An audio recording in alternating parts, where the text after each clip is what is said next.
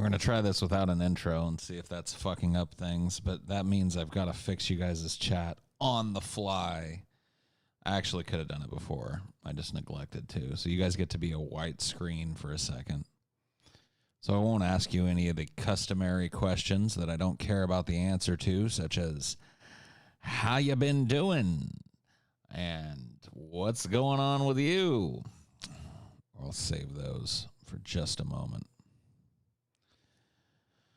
Oh, what a day, what a day, what a day. Oh, what a day. Oh, shit. There's my stream, indeed. But it is the chat that I look for. The chat, the chat.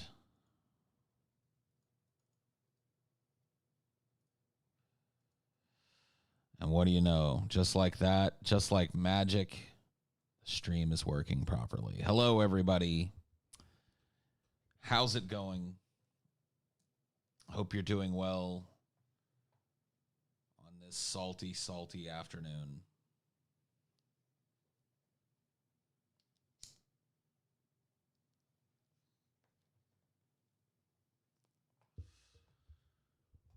My sleep schedule's a little fucked up. Today is a day off for me. And so I was like sleeping in a couple hours ago.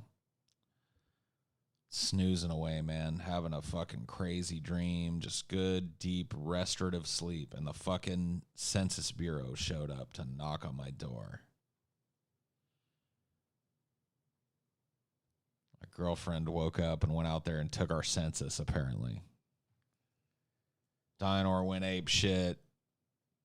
And it was just like, all right, well, there goes that. There goes I'm thankful for what I got. Finally, a stream during the day. Oh, Lord, thank you. What are you going to do? Most of the time I decide to do these, I do them at night, and that's a function of the fact that during the day, most days of the week, I'm filming with the guys. So today being a day off means I can film at a little different time. Get a little different flavor of Highdeology audience. Of course, I'm seeing some of the same familiar faces. I think that one of the mistakes I made early on doing this show is that I assumed that there were night crews and day crews and shit. Hi, Paul. How's Dinor? Hey, Mr. Naughty Priest. He's great. Maybe a little later in the stream, I'll grab him up so you can see him. Doing great. Thank you for your contribution as always. You crazy fuck you.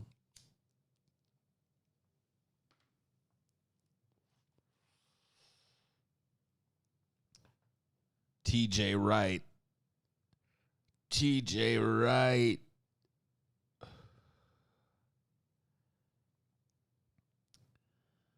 Nice to see you online, Paul. Perfect. Perfect listen while I work. Take care. Well, you take care too, my friend. Thank you for the contribution. Yeah. I was having a conversation with Amelia earlier about like cats and dogs and like pet psychology and shit. It really is interesting. I was pretty ignorant on the inner life of pets until pretty recently in my life. Like it really took Dinor, I think, to teach me fully that dogs are not just beings driven by total instinct, that they have like a whole inner emotional life. I read an article recently that said that dogs are incredibly adept at picking up on nonverbal communication, which is 80% of human communication, by the way. Like the words that we say are important, and I'm not trying to diminish the importance of saying and understanding words, but 80% of the communicating we do with one another is nonverbal. How we present ourselves, the tone of our voice, what we do with our eyes, what we do with our body, our posture while we're speaking, the timbre of our voice, all of that stuff factors in. It's 80% of the, and dogs are adept at picking that shit up. They use it with one another. And so basically dogs speak 80% of our language. So when I was a kid, I used to think my mom was crazy for talking to her animals like they were people. She'd have whole conversations with them. Now I have whole conversations with my animals. You know, so I've grown up. I've grown up to adopt that habit, but it's good to know that like not everything is lost on Dinor, you know? Like when I sit down and I talk to Dinor about something, he's getting 80% of it. Just not quite, you know, the full picture. But that's pretty cool.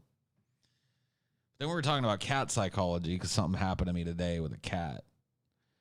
Cricket, our kitty. I'm pooping, right? So I'm in the bathroom, and I like to poop in the dark. I don't know if this is something that's common to people, but I don't like bathroom lights. Like I don't like harsh light in general, which is strange because right now I've got 2 in my face to do the show. But you know, like when I'm pooping, I like to relax. So I take, you know, my phone off in there and I hit the fucking lights and I poop, right? So I'm sitting in there today, and all of a sudden the bathroom door starts creaking open. Or I didn't close it all the way, I guess. It's just creaking open, and who do I see but Cricket? And he's standing there and he's purring so loudly I can barely hear myself think in the bathroom. He's just like, it's this aggressive like purr. Like Cricket's got a loud purr, but like, you know, when cats turn on the full blast and you're just like, so I'm sitting there mid poop. You know what I mean? So I'm like, all right, dude. And he walks over to me, right? And, you know, I'm sitting on the bowl and he starts rubbing up against my legs. He walks one way and he rubs his head up against my legs, and then he flips around and he walks the other way and then rubs his head against my legs. I'm just like, all right, buddy, okay. Well, see, that's the thing. You think they want pets. Aleo said they just want pets. That's what I was thinking too. I was like, weird time to come to me from them, but whatever. I got no shame. Here you go, buddy. And I went and I gave him a nice like head to tail stroke. Right? Well, I went to. I started to pet him on the head and he turned around and bit me. Now, like, look, Cricket's a biter, but not a hard biter. It was not a hard bite. He did not break the skin or even make a mark on me. It was like letting me know that, like, no, this is not about you petting me. This is about me doing this to you. Like that was the intention that I got from it. And so I was like, all right, fair enough, bro. And he continued. He went back and forth like 4 more times, like just loud as fuck. It sounded like an outboard fucking Evinrude motor. Swiped back and forth across my legs about 4 more times, and then just casually walked out, purring the whole time. Just like casually, just like did 1 more swipe and then just walked out very casually, just purring loud the whole time, and just left the bathroom. And I was sitting there like with a turd halfway down on my ass, having an existential crisis, going, what was that? Yeah, I got dommed. I got topped by Cricket while I was pooping, and like,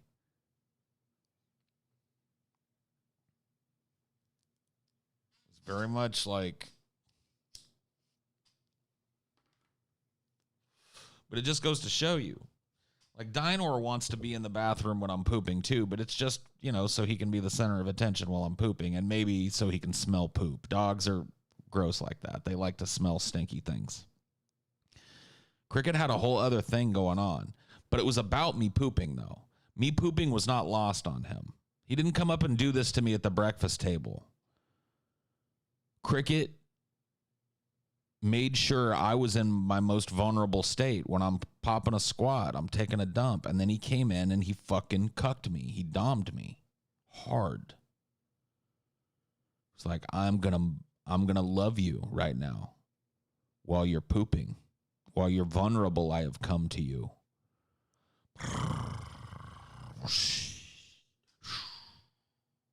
I was just like,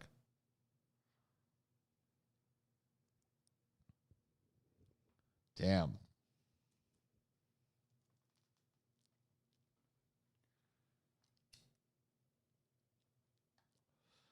That's why I don't let animals in the bathroom with me. Yeah, I mean, like I said, typically I close the door behind me, and I guess today I had left it just ajar enough. He was able to work it open and come and do this to me. But yeah, typically there are no animals when I'm pooping.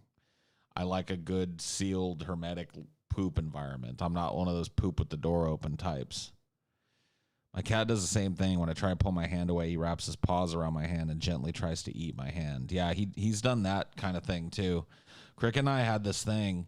When Amelia first moved here, he was not sure about me. He was not sure about Dinor, and so I was pretty much persona non grata when he was around. Now, it helped that I sat close with Amelia a lot because he loves her, obviously. So he ended up like that helped a lot.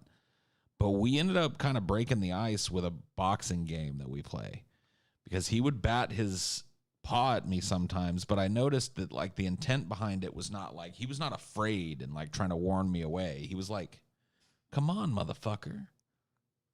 You want to go?" And so I was like, "All right, we can box." And so I would do this thing where I'd walk up to him and I'd do this and he'd, take these little soft paw swipes at my hand. And then Amelia would pick him up sometimes and he loves being held by her like that. So she'd pick him up and I'd walk over to him and his arms would be out like this. He's like all ready to receive my punches. So we started boxing like that. And that play led to him. Eventually one day he just I was playing a video game on the couch and he walked over out of nowhere and just like curled up in my lap. And that's when I knew. I was like, okay, all right, we're friends now. How old is Cricket? I think Cricket's like 2. Or I don't think maybe not quite 2 yet. He may be 2. 2 or 3. Something. He's in that zone. He's a youngster. He's still a young buck.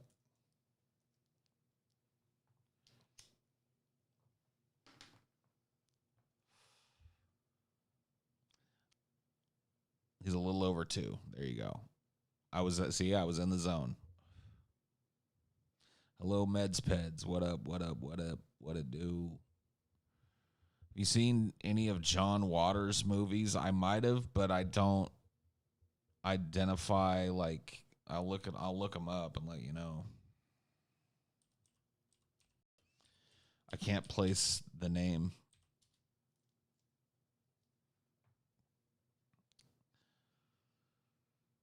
I'm really bad with names. Like there are people who like when I go to like work a new job, unless I know everybody. Like this job was easy because I knew everybody's name already when I came here. Clearly knew which one was which because they were all these characters on a show that I was joining. But when I go work at a new place, like I don't know people's names for weeks, dude. John Waters. Okay. Yeah. Okay. Are you? I'm assuming you're talking about him as a director. So he did Serial Mom. I've seen that.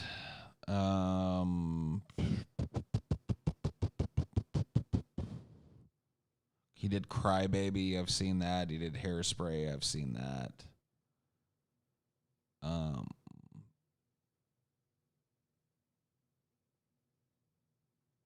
Oh, he did Mondo Trasho. I've seen that.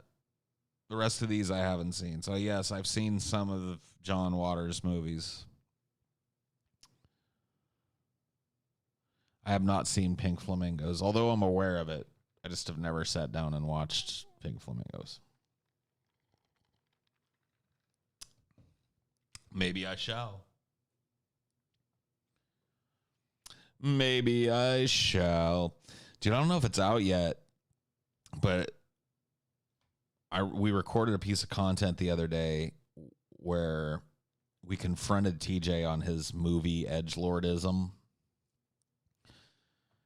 which is something that needed to be done. And man, dude, I want TJ to come on right now and defend himself again. Like, it's like a fight that I want to have again. It's an argument that I want to have again.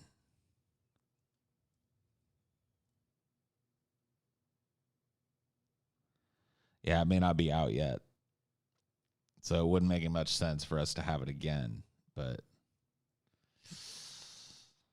oh Lord. Well, it wasn't necessarily about him not liking Lord of the Rings. It was about him, like TJ and how his ego plays into his movie opinions. Now, let me just say this. Like, your opinion about everything is informed by your ego. Nobody is free from, like, ego when it comes to matters of opinion. But TJ is, like, ruled by it. So here's what'll happen with TJ. This was the crux of the argument, but from my side, so TJ can't defend himself. No, I'm not going to go into the whole thing, but the crux of the argument was, my contention in the argument is that TJ makes a negative association with certain films or properties, and he writes them, or genres, and he writes them off as bad. And then when he's confronted on it, rather than just saying, like, yeah, I don't have facts to back that up, to quote the late great Herman Cain, he'll try and come up with this kind of like ridiculous reason why he hates a movie, but typically it'll be a movie he's never seen. So, like, good examples for TJ would be, okay, Lord of the Rings he's seen. He hates those movies, but for a different reason, which I won't get into. Yeah, we cover it in the show. I don't want to spoil the whole show, but he, like, hates the Godfather movies. Well, he doesn't hate them. He doesn't think that they're good movies. He thinks that they're boring and typical and that there's nothing interesting about them. What else is there?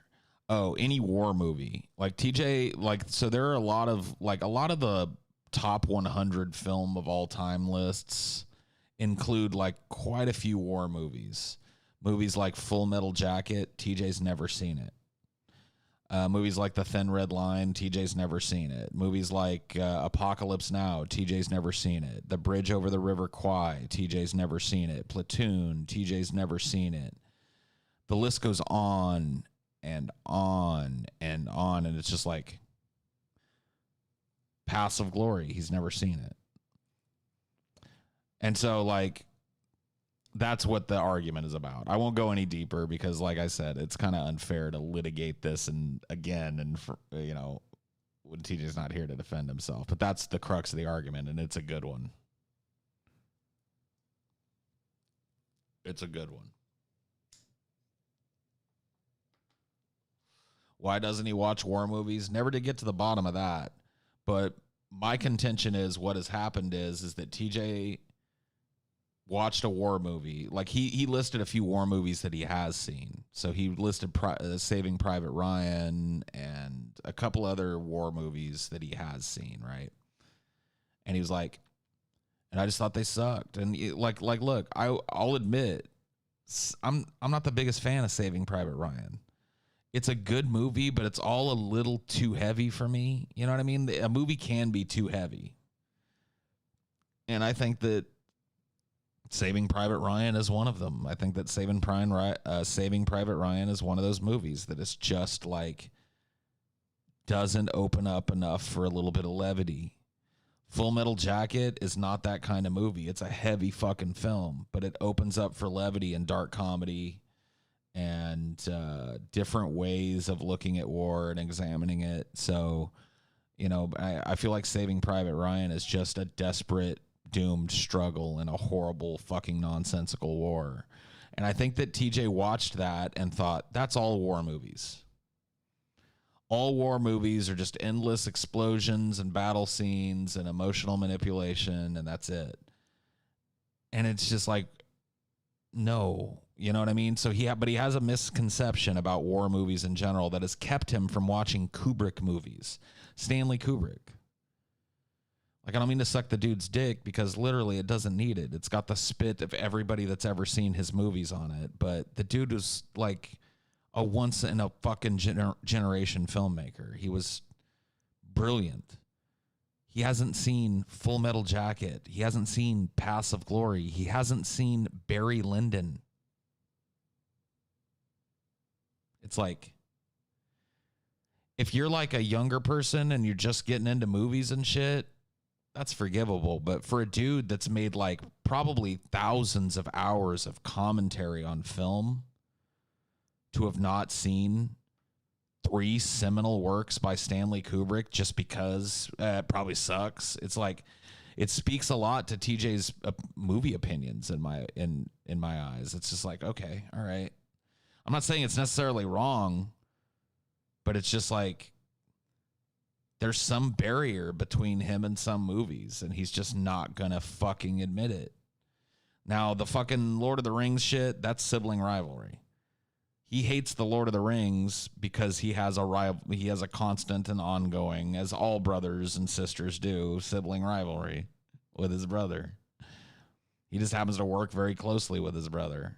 Scotty loved when they came out and still loves those movies. And so rather than looking at them for what they are, TJ looks at them as things that Scotty likes. So they must be shit. And here are the dumb reasons why they're shit.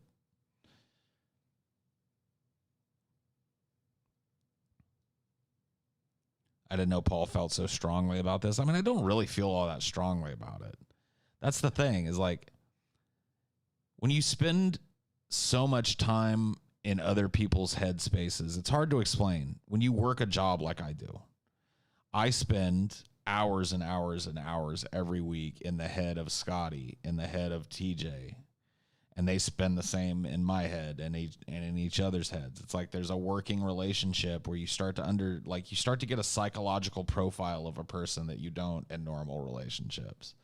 Like, those dudes know me better than your average Joe because they've worked with me. They've seen my mood swings and they've seen my temperament, and they've heard me off script and off mic talking about how I really feel about shit. You know what I mean? So, and I've gotten the same from them. And so TJ's like, it's interesting to me, the barriers that TJ has thrown up in his mind, or at least I'll be even more charitable than that. The seeming barriers that TJ has thrown up in his mind against certain movies, genres, directors, etc. They all seem to kind of, I don't know. It's like, you'll ask him to go like he's starting to soften on things. Like The Godfather, he used to just say, that's totally fucking boring, unwatchable movie. Now he'll be like, look, I watched the first one at least, and I just didn't like it. You know, it's like, what? But why? You know, I want to know that, because it came up, like this came up in the discussion. TJ and I have a very similar taste in movies. Like, he was like, that's the thing. It's like, every time I like a movie, you like a movie. And I was like, well, you think I'm doing that on purpose? It's like, he lists off movies. It's like, Blade Runner. And I'm like, well, yeah. A Little Shop of Horrors. Yeah. I love that movie. He's lists off a bunch of 80s and 90s action movies. And yeah. You know what I mean? The only movie that I wasn't like 110% on board with was Seven Samurai, which he named, which is like, I don't hate the movie. I like it, but I don't have the reverence for it that he does. It would probably be near the top of his list, and it wouldn't probably even make mine. It's just, but that's not a difference of opinion. I still enjoyed the movie. But then I'll name off some movies. I'll go like, here's some movies that I really love. Not necessarily a top 10 list, but movies that I really genuinely love. And he's like, okay. I'm like, Scarface. And immediately he's like, pfft. I'm like, why? Sucks. It's like, The Godfather 1 and 2. I consider The Godfather 1 and 2, by the way, to be one movie. I think it's like best watched end to end and continuously. It makes sense, it flows, and I think it really should have just been one movie, because it really is. It's one movie condensed into, split into two. I feel the same thing. I feel the same way about the Lord of the Rings. Like, not, you don't necessarily have to go through the torture chamber of watching all of them in one day. Like, not everybody can sit that long and watch all that kind of movie, but they're best watched like continuously. You know what I mean? You watch the first one day, then you wait a day and you watch the next one, and then wait a couple days and watch the last one. And so you get the full kind of, because I think there really are one movie, basically. Loved Godfather 1. Didn't finish 2 because my kids are a pain and wouldn't stop interrupting. Oh, shit, dude. Hey, what up, Chelsea? We're talking about the TJ and I's differences in movie opinion. Came up during a recent like a movie discussion thing we did for the patrons that I don't think is out yet.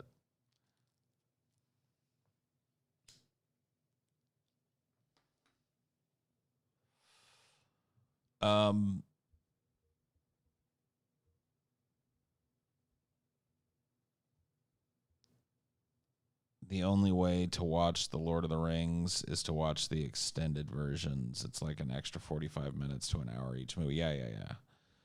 I mean, like, I disagree that that's the only way to watch them, but if you like them, that's the way I prefer. I prefer to watch the long versions of them than the short ones. Everything that's added is beautiful and interesting and just kind of adds more to the story. So I've marathoned the, the director's cut editions of them in a single day before. And it's not like, by the end you're really kind of done watching movies and stuff, but it is kind of cool too to see it all string perfectly together, just end to end.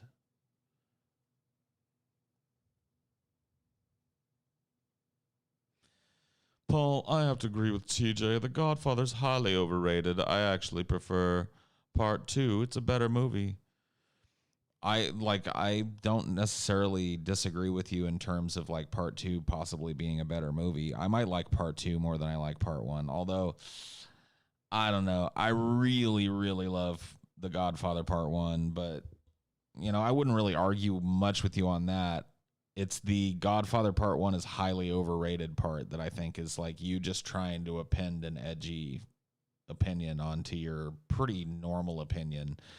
Like, there's a lot of people that think The Godfather 2 is the pinnacle, and I don't necessarily disagree with them. Watch every MCU movie in one sitting. Fuck that.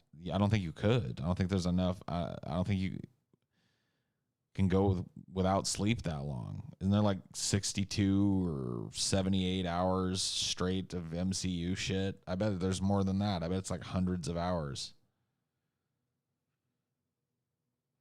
Hey, Paul, what do you think of The Irishman? That's a good question. The Irishman left me feeling kind of unfulfilled, but not necessarily in a bad way, because it's not a story that's like a fulfilling story. It's kind of a sad story of human degradation and failure in multiple ways. Both the criminality that comes with poverty and the kind of senility that comes with old age. It's all kind of lumped together into the misery that is this one kind of central character's life. And I was not expecting that, hearing that it's going to be, Pacino, it's going to be fucking De Niro, it's going to be fucking, why am I brain farting his fucking name? Joe Pesci. It's going to be all these fucking dudes. I was thinking this kind of swinging ass fucking casino slash Goodfellas kind of movie, right? That's what I was buckled in for. And what I got was a very, very bleak examination of the flexibility of morality, the inescapability of poverty, and what it's like to grow old and have nobody and to lose even yourself at the end. Joe Pesci, I mean, everybody did a fucking phenomenal job, but Joe Pesci walked away with the movie. It's like like, if you've ever been one of those people that's like, look, Joe Pesci is good here, but most of the time, like, he proved once and for all that he was always a genuinely fucking talented actor. He walks away with the film. But it's a really stark, depressing movie. It's like a very bleak film. And I wasn't expecting that. I was expecting this, if I should go from rags to riches. You know what I mean? With the guys with the wingtip shoes and the greased up pomaded hair, stepping out of old fucking Studebakers and shit. I didn't get that. You know what I mean? I didn't get that at all. And I was like, oh, shit.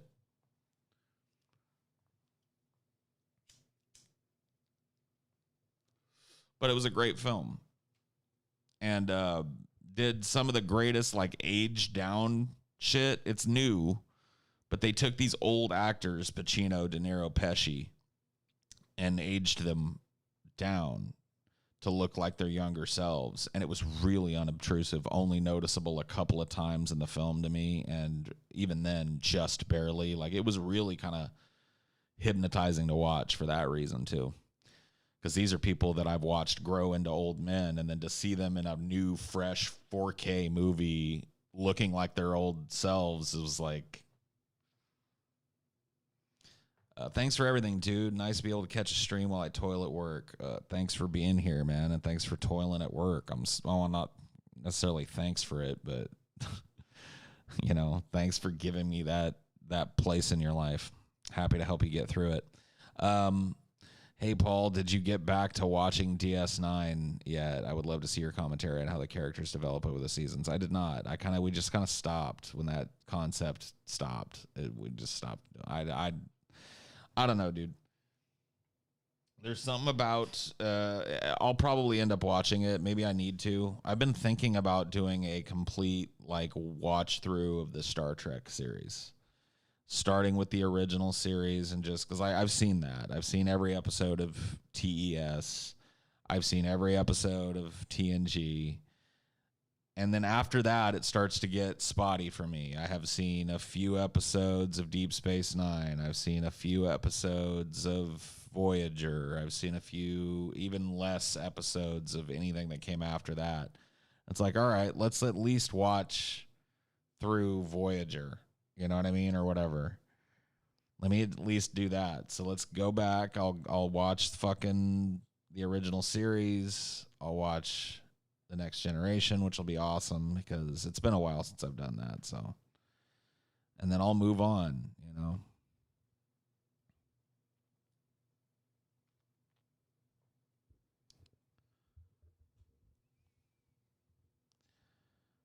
Have you ever walked out of a movie at a movie theater? Only one time. And it wasn't really the movie's, well, it was the movie's fault, honestly. The movie was Monkey Bone. A very, very, very properly, poorly rated film. One of these kind of crossover films, like Cool World, where it's like there's cell animation and people existing in the same space and reacting to one another. This one starred, what's his name, who was the leading guy in the Mummy franchise? Brendan Fraser. And he was like a cartoonist, right? And he was struggling or whatever. I don't really remember much about it, but he was struggling for some reason. Support my favorite content creator. Love you, brother. Hey, Pranab. What's that? Oh, dude, Pranab. Dude, how many years has it been since we've had a talk? You got like multiple kids and shit now. Holy shit. Well, thank you for the $20, dude. I appreciate it. We should catch up. Anyway, Brendan Fraser, he's a cartoonist or something, and like he draws this character that comes to life named Monkey Bone, who's like disgusting, you know. He's like a disgusting chimp that makes dirty jokes and sexually harasses everybody around him, and I'm making it sound good, but it's just not. It was bad. So I was sitting in this movie theater, right, watching Monkey Bone. And there's this chick in there, and she's got her kids. Now, this movie is rated R. Monkey Bone is rated R, okay? She's in this theater, and she's got like 3 kids, like probably ranging between 9 and 6. And she's sitting a few rows away, but I can hear every word she's saying, and she's making commentary through the whole fucking movie. She's like, oh my God, no. Look, I'm just going to, like, the affectation that I'm using in my voice was her. It was a black lady that happened to do this, okay? This happened in Phoenix, Arizona. It was a black lady and a group of what I assume were her kids or kids that she was looking after. So don't hit me with any fucking cancellation because I'm using an affectation. It's just how I tell stories. It helps put me there. Oh my God. Oh, good Lord. They did not. No. It was shit like that. Oh my God. He said what? Oh my God. No. Kids, don't listen to this. Don't listen to this. This is filthy. This is just filthy. Oh, Lord. Oh, nope. Kids, plug your ear. And I'm just like, take your children and go get your money back and take them to go see the fuck. So I did this thing. Like, I had this moment, right? Where I was like, is this movie good enough? Because it wasn't constant. I'm overblowing it a little bit. It wasn't like a constant stream of like blah, blah, blah, blah, blah.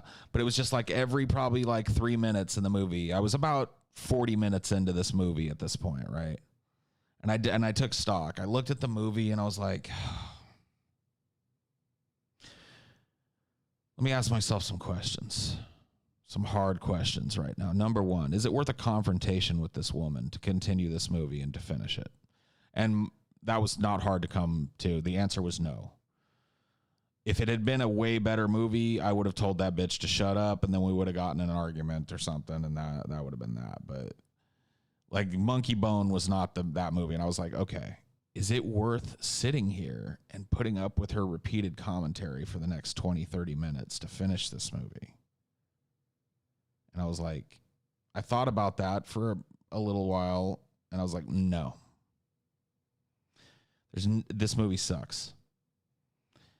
And so it's the only movie I've ever walked out of the theater for. It wasn't necessarily the movie's fault. Like, the movie wasn't the catalyst. If that lady hadn't been there, I probably would have stayed till the end. But the movie failed to defend itself against even the most basic fucking rudeness. Because like I said, like if somebody had been doing that during my Blade Runner shit, like when I watched Blade Runner 2048 or whatever it is, I always forget which year. Because there's so many fucking properties that are this 20-something. You know what I mean? 2099. Thank you, 2049. I was close. I was a year off. They did Blade Runner 2049. Dude, if somebody had been doing some shit like that during that, there would have been a verbal altercation. There would have been. There would have been a verbal altercation, at least, in that theater. Now, I would not have started a physical altercation, but if one had jumped off in the theater, it would have had to jump off. Because here's the thing, like, if I'm watching a movie that's really good and I paid my fucking ass out, I've done, what do you mean, lol, okay, dude? I've done it. I've done it, like, not a bunch. Like, encounters with rude people in theaters are memorable, but pretty sparse. But I've told people to shut the fuck up. You know, when I'll tell you the last movie that I yelled "shut the fuck up" at a bunch of people during. There's probably 3 of these, but the last one I remember doing it was at School of Rock, which probably didn't even deserve it. But here's what happened. I and my ex-wife went to go see School of Rock because we were bored and it was a movie. It had just come out.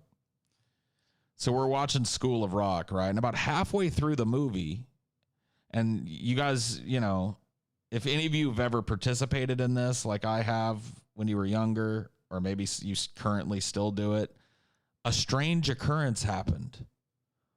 Halfway through the movie,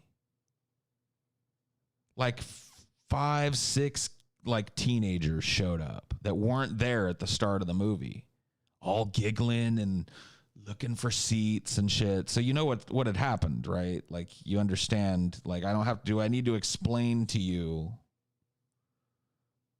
what was happening, right?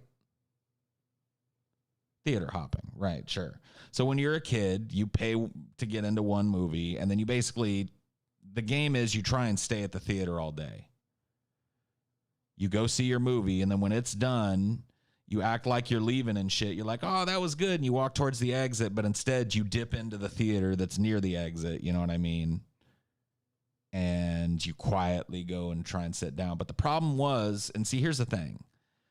You guys have heard me tell stories about seeing shit like this. You guys know me. I'm not the type of dude that's going to snitch about this, but I knew exactly what was going on. In fact, I even like remarked to my ex-wife about it. I kind of nudged her and I was like, look at these kids sneaking in. You know, look at them. So they went and sat out like way up in the back because that's usually where the empty seats are, right? But see, they broke the cardinal rule. They were loud as fuck. Like they settled in and I thought everything was going to be chill. And I went back and I started watching the movie. And then all of a sudden I'm hearing their little conversations and they're giggling because to them, they didn't pay for this movie. So this is free shit. But I paid for fucking School of Rock. So I tolerated it for, I don't know how long it was, probably like 10 minutes worth of like, you know, because the first time it happened, I was like, all right, they're kids, you know what I mean? They'll settle down eventually and what? No, I didn't snitch on them. Oh, fuck no. I didn't snitch on them. But I tolerated it for probably 5 minutes because it was clear it was going to go on and on. They were just talking, giggling, talking about other shit, laughing at times when the movie wasn't trying to be funny. They were clearly just there to hang out and chill and shit. And so I stood up and I turned around and I yelled, "Shut the fuck up." And it got real quiet. And everything was implied. Like, I didn't have to say another word because normally shut the fuck up on a group of kids like that is not going to work. But what it meant was, I know you snuck up in the theater. I didn't. I'm cool with you guys being here, but shut the fuck up. I paid for the movie. And if you're going to keep talking through it, I am going to go snitch on you. Not a peep. Rest of the movie I got to enjoy. And so did everybody else in the fucking theater with me. I'm not going to claim that at the end everybody stood up and clapped for me, but I'm sure there was a lot of happy people in the theater that night.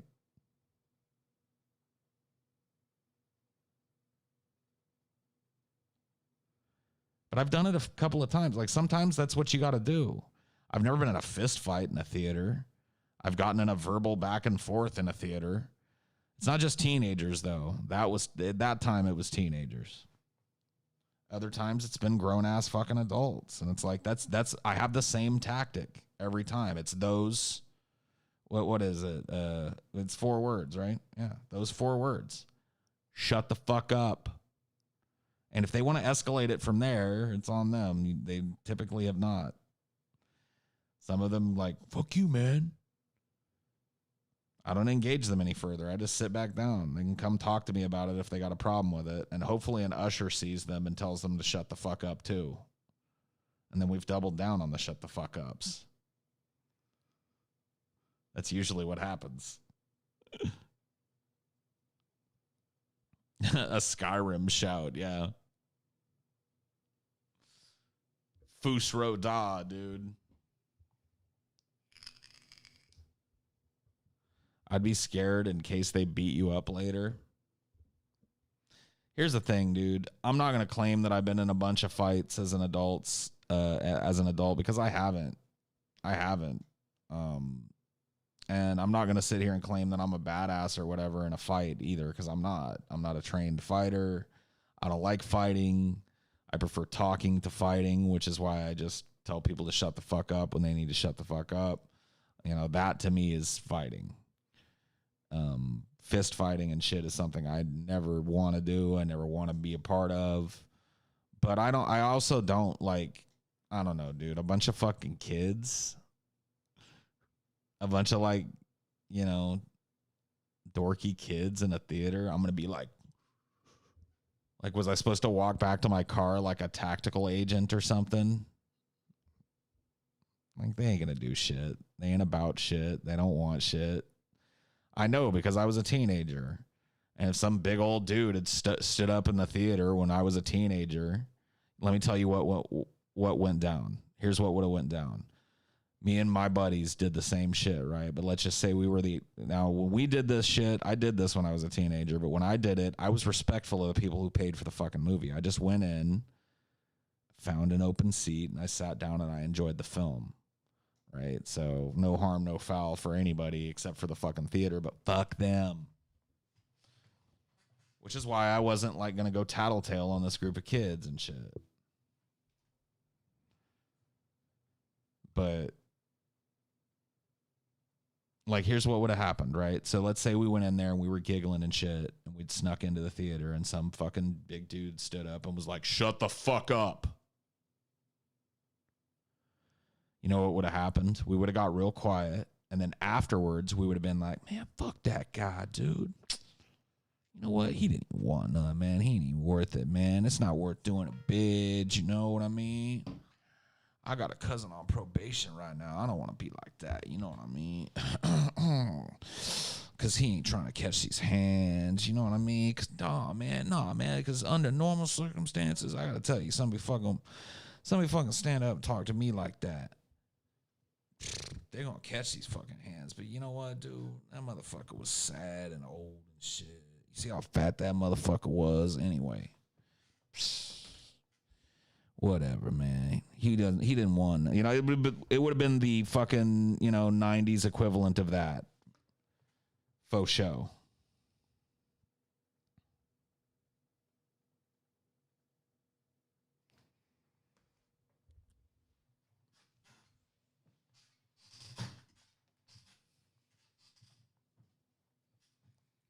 And then all the friends, and there might have even been like a, dude, you know what I would have done?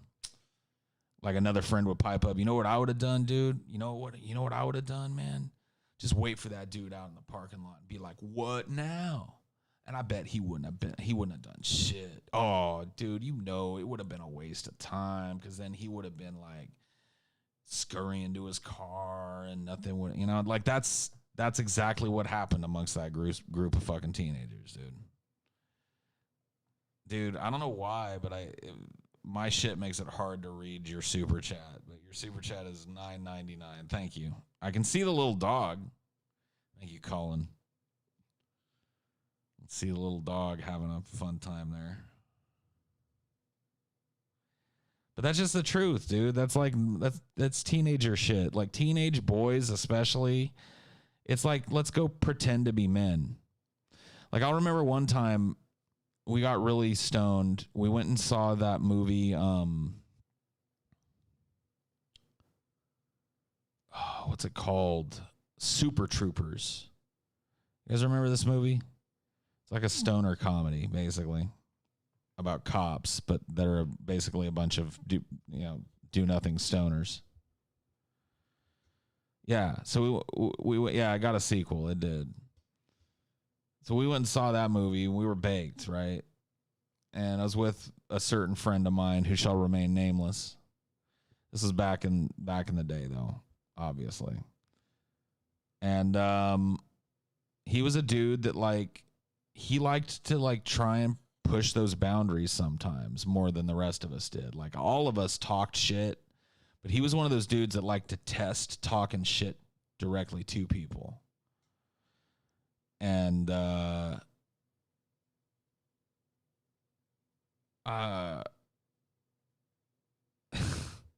makes me cringe to even think about it. Like, we were coming out of the theater, right? Nothing happened. We all went in there. We laughed. We giggled. We ate a bunch of popcorn. It was a good stoner comedy. We're coming out, and this dude kind of like bumps into a couple of black dudes, right? Like, I don't think he meant to, but it was kind of careless. You know, you kind of like, psh. It's something like if you did it in public, you'd be like, dude, I'm so sorry. I just tripped. I apologize, man. I wasn't trying to, and you know, everything's cool. But he did it, and he just kind of kept walking. And the black guy was like, hey. And so my friend turns around and says, oh, I'm sorry, brother. Like that.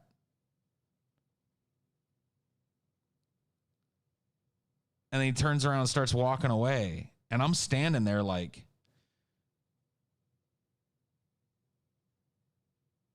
and I saw these two dudes like, man. And they were about to go, and so I was like, please, he's drunk. He's a dumb fuck. He ain't worth it. I apologize for my stupid ass friend. We're just going to take him home. And he, you know, I caught the brunt of it. You know what I mean? They were like, you better take him fucking home. I was like, I know. He's a piece of shit. I don't know why we take him out. What do you do? Fellow soul brother. And then he, like, you know, it wasn't that bad, but that would have made it worse probably. Paul the de-escalator. I've had to do it so much in my fucking life though, dude. I got to tell you, I'm really good at de-escalating fights between people. I can't always do it, but I've had to do it.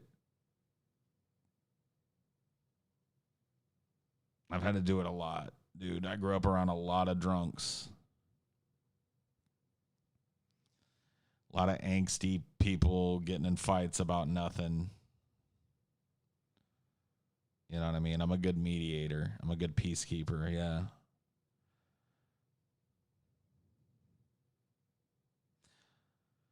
I remember when I was in my teens, I thought being a leftist was unmanly, so I ended up an unironic neocon. Now I'm an anarcho-communist. Well, look at you.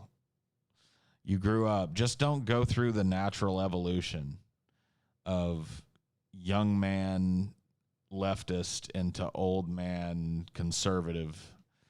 Don't listen to Emperor Palpatine when he asks you to go to the dark side. You know, because I can feel the pull myself, dude. I can feel myself getting curmudgeonly. There was a time when I really struggled with the, like, generation of youth. And that really made me want to, like, be like, you know what? Maybe we do need a little more strictness around here. These kids with their tight pants on with rips in them and their colorful jackets listening to this mumbly-dumbly rap what don't make no sense. Like, I was almost there, dude. I slipped, like, halfway into that, and then I was like, no!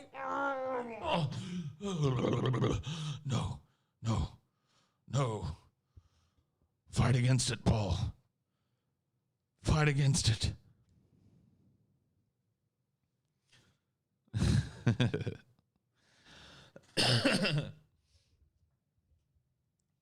Get off my lawn. No. You know, and I still fight against it to this day. There was like this group of kids that lived across the hall from us in here where we live. They've moved out. Their family moved away a couple months ago, but there's a group of kids over there for a while. And, like, you know, when you're in an apartment and there's kids running up and down the hallway outside your apartment and up and down the steps that lead up to your apartment, you know, and then outside in the yard outside, you're going to hear them, you know what I mean? And they were just kids having fun. They weren't being, like, crazier than normal kids. All kids are crazy to a certain extent. They were just playing tag and yelling and screaming at each other and shit. And, like, I would sit in here like, I wish those kids would just shut up.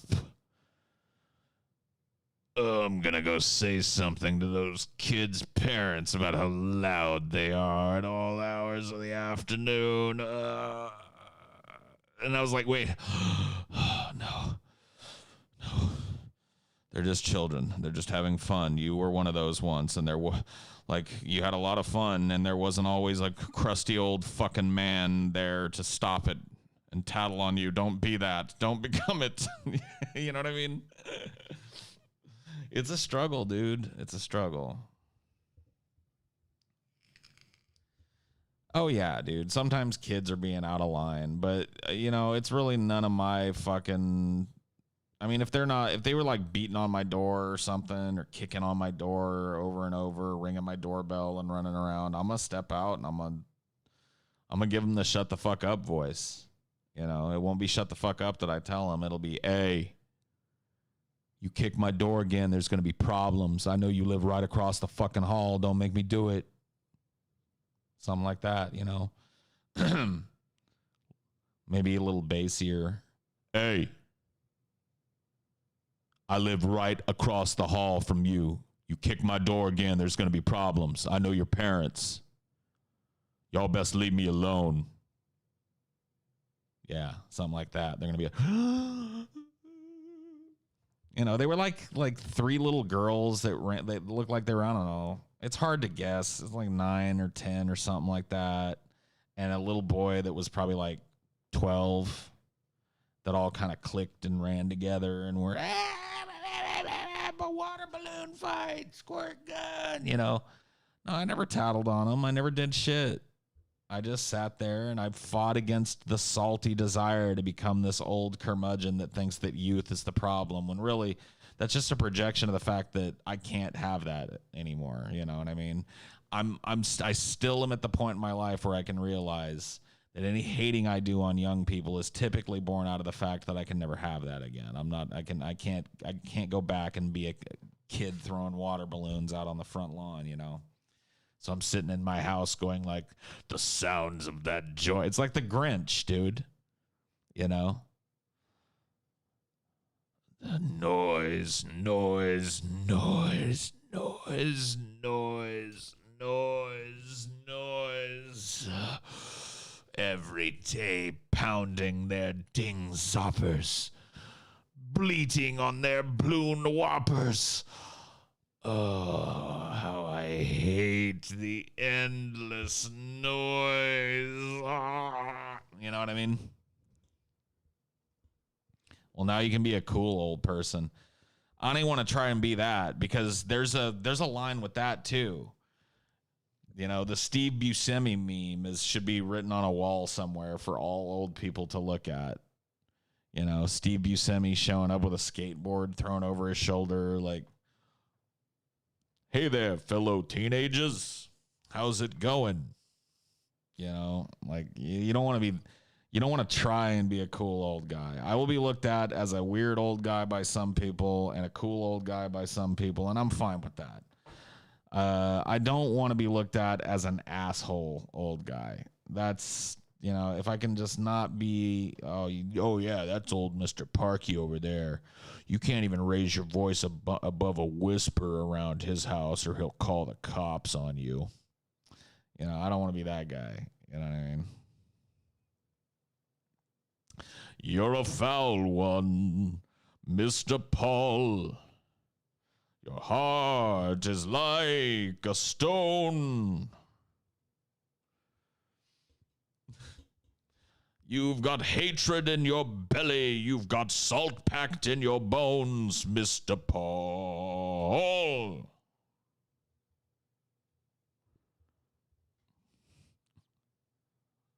Kids probably refer to Paul as that old hippie guy. Yeah, probably. Which, whatever, I'm fine with that. It's kind of true. They're right. Kids have a way of like cutting to the truth. That's basically true. So I'm cool with it.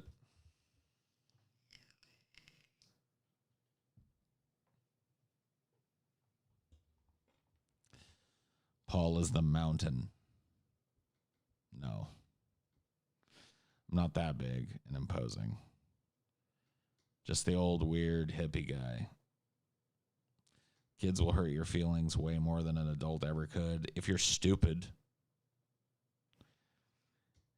like if you're stupid and you haven't hardened yourself to the nasty things that kids say while you were a kid, then yeah, they can hurt your feelings way harder than an adult.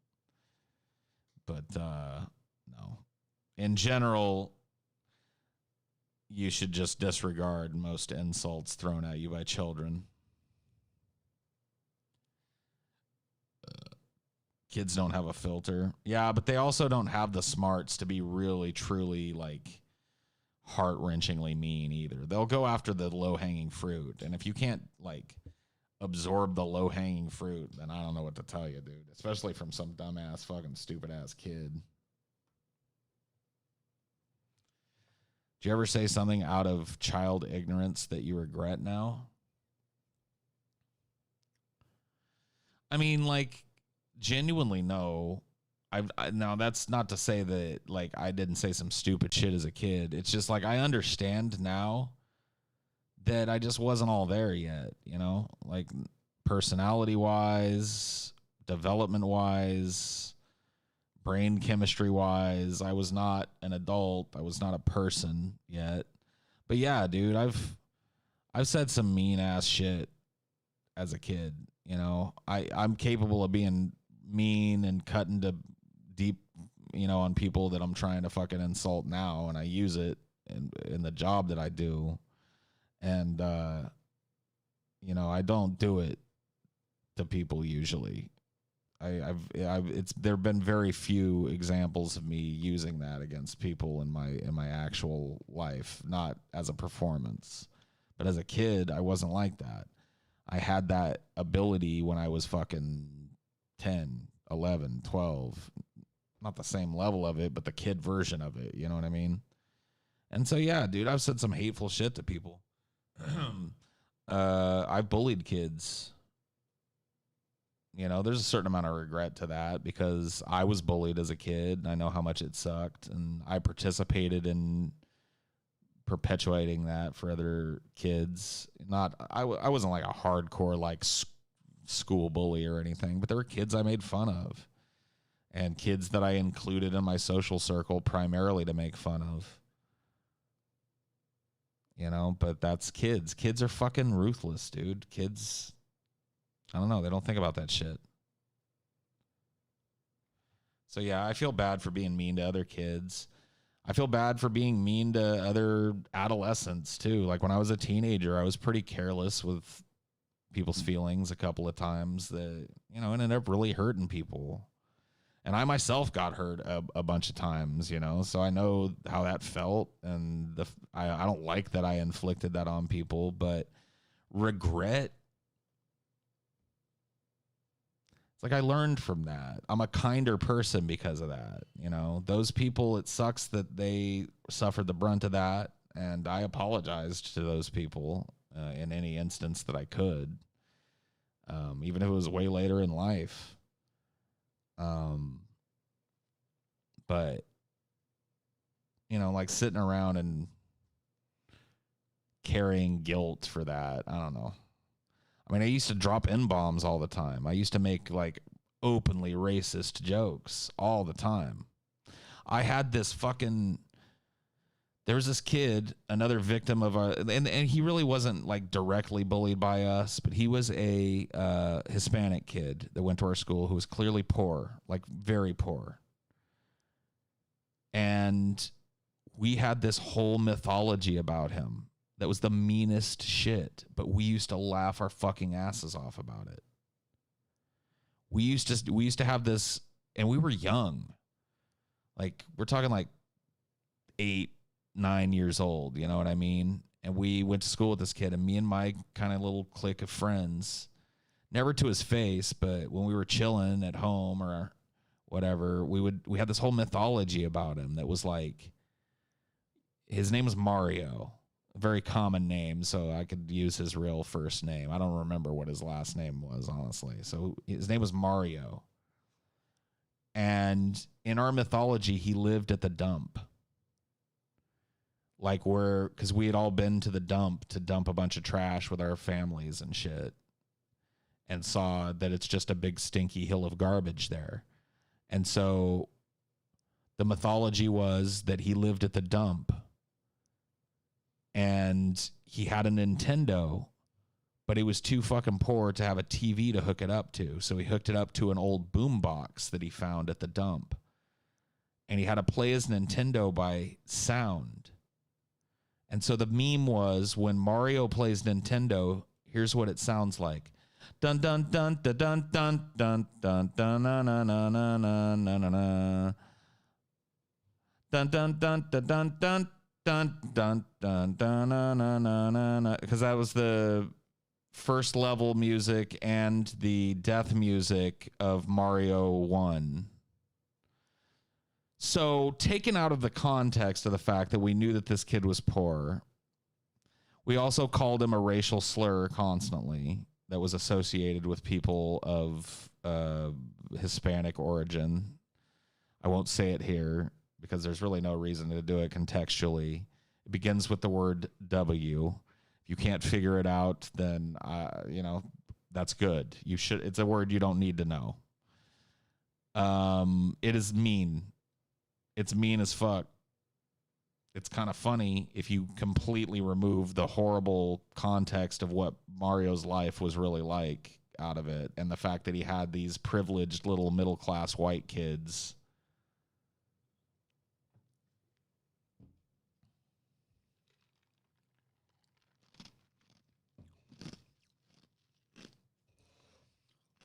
You don't know the word? Here's a clue. One of the wettest we've ever seen from the standpoint of water. That's all I'm giving you.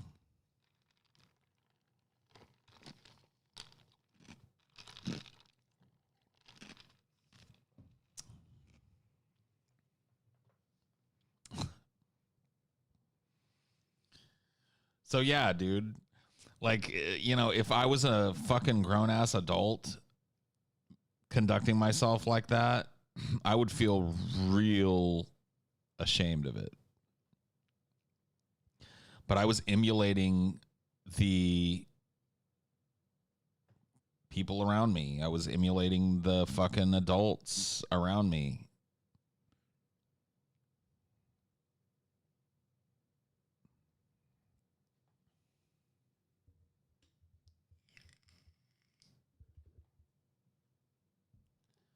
And I didn't know any better. There wasn't anybody there to like overhear me and my friends spinning those yarns and go, hey, guys, that kid probably has a horrible life and it's what you're doing is really mean, because he was a W word. So we were doing what we were supposed to do, making fun of the other, you know what I mean? So nobody stopped us. I didn't have a moral guidepost to go like, hey, don't say that word. I learned that word from the people that raised me. So it's like, you know what I mean? Until I became more adult, it wasn't until my teens that I realized that racism was bullshit, because I found myself hanging out with mostly Hispanic kids and a black kid. And I was like, oh,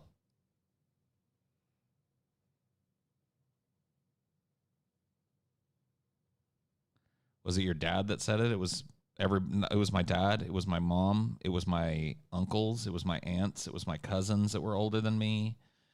I grew up with a huge family. You have no idea. My family is huge, dude. Huge. And it was common throughout. Like, let's just put it that way. My mom is a nice lady. See, this is the fucked up thing, dude. And look, my mom doesn't use that word anymore. I haven't heard her say that word. And she has softened in her old age. She is not the same person as she was, but she still probably holds a lot of that inside of her. But she is a nice lady. She's one of the fucking most wonderful people ever. One of the most caring, compassionate people ever. It shows you the power of hatred. She was raised in an environment that was even more racist. I guess this is an unpopular fucking opinion. that like if somebody holds a racist views that are wrong, that they are completely written off as a person.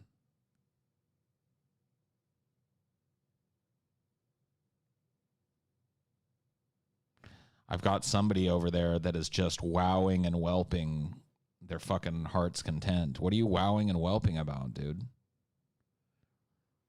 Do you honestly believe in the power of good and evil? Do you believe in the existence of objective good and evil? And do you believe that somebody who harbors racist views that are incorrect in their heart has never done a good thing for a human being? Yeah. Like, are you having a fucking meltdown or what?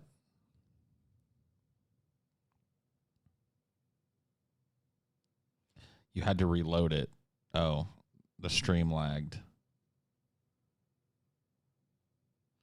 No, but trust me, that is a fucking, that's not, that is a very fucking unpopular opinion. But it's the only one that I can have because I've seen both sides. I've seen both sides. My mom has said some hateful, racist shit. She's also treated every person that ever crossed her hearth, regardless of their race, with hospitality and grace and friendship. There's an inherent hypocrisy to racism that some people never come to terms with fully.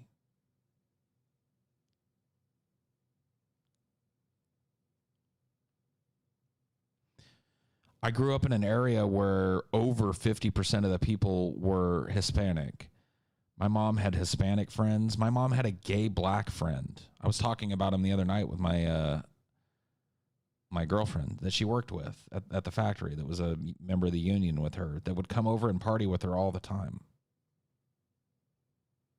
There is an inherent hypocrisy to racism that is so blatant and easy to see, but so easy to ignore as well. I just made fun of how you said Steve Buscemi, but I did my research and I see that you were right and I was wrong. Yeah. Along with pretty much everyone else in the world. Yeah. What were you? A lot of people say Steve Buscemi. It's Buscemi. Yeah.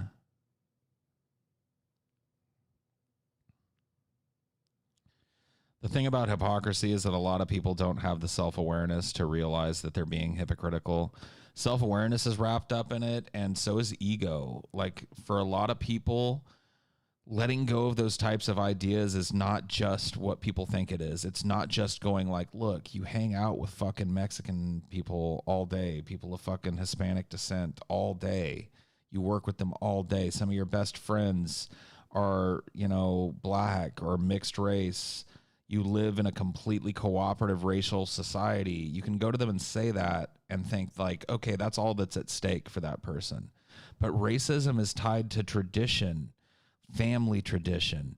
It's about letting go of all the things that their mom and dad said to them, and all of the things that their grandparents said to them, and all the things that their aunts and uncles said to them, and all the wisdom that was imparted. You know how hard it was for me?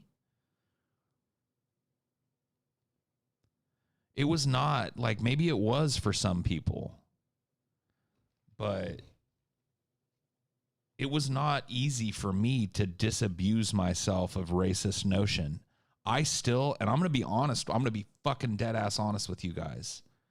I will still have this impulse when, like, usually when I'm driving, when I'm in a heightened state of anger and anxiety and shit, I will look at a black person or see a black person drive by, or if a black person cuts me off in a car or something, and I will think, I'll think the word.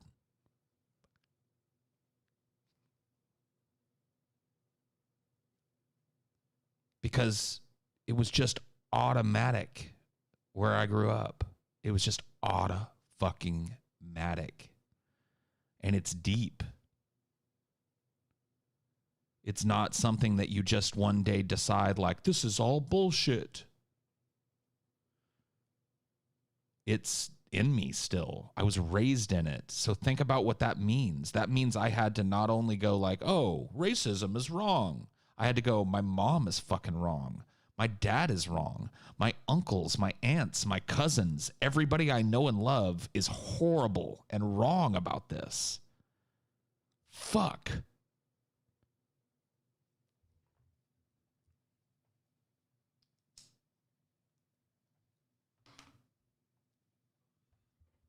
And people don't understand that. Like, they think it's as simple as just shoving in their face, like, look, here's a black man living a normal life, working his fucking ass off, raising his kids alone because his wife died of cancer. How's he different than you? You know, like, it's not that fucking easy. That's why it hangs around. It hangs around because it's tied to our parents. It's tied to our upbringings. When something is introduced as a concept as a child, it is incredibly hard to disabuse yourself of that notion as an adult. You want another example? My mom's also an incredibly superstitious person. If I spill salt at a table, I will, like a robot, grab some of that salt and throw some of it over my left shoulder. I don't know if I've done it in front of everybody because I don't spill salt all that often, but I did it in front of TJ and Scotty one time, and they looked at me like I jumped out of a fucking UFO. And I didn't even notice I was doing it. It wasn't even a just in case. It was spilled the salt. Anyway, and they're like, what was that? Like, oh,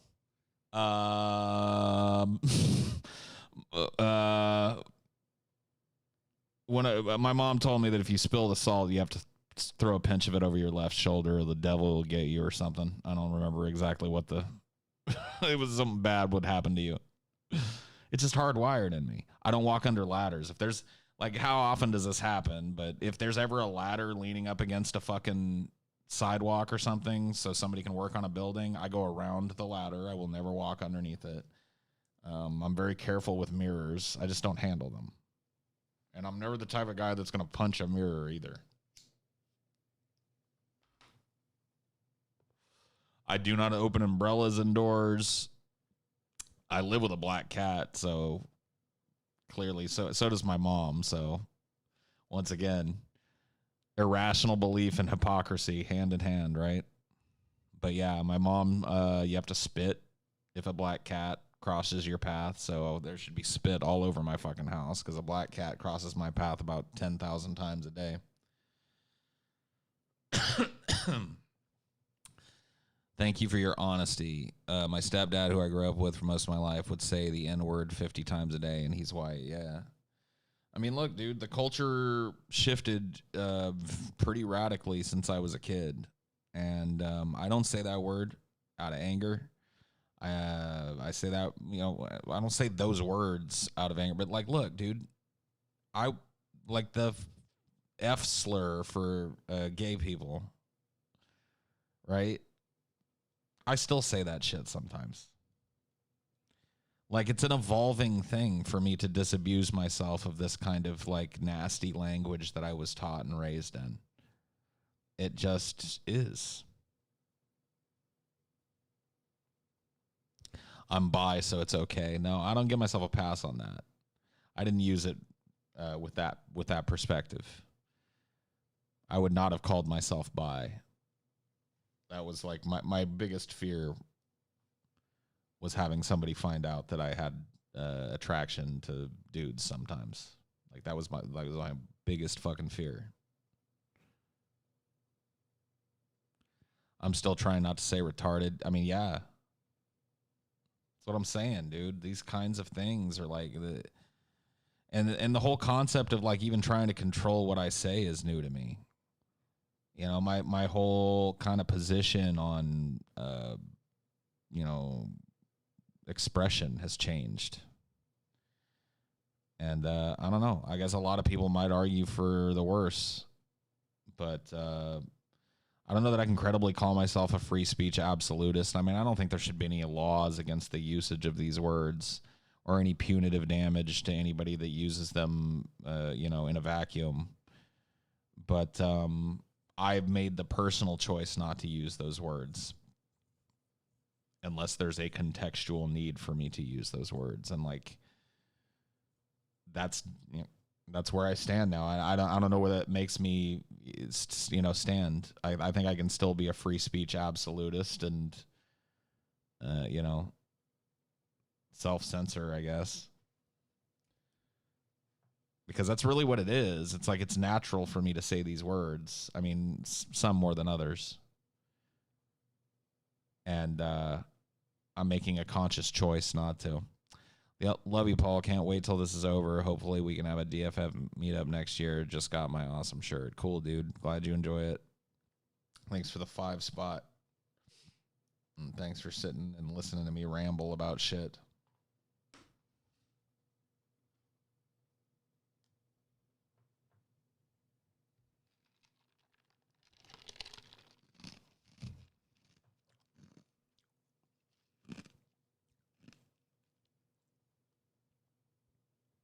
The word crazy doesn't totally become taboo because there's a whole bunch of crazy going on right now. It's already like, crazy is already becoming a taboo word. You just you better get ready for it, because it, you know, it's pointed at people who have mental problems a lot and used as a dismissive moniker to label somebody who has deep-seated mental issues, and to reduce their experience down to one of fantasy and fairy tale.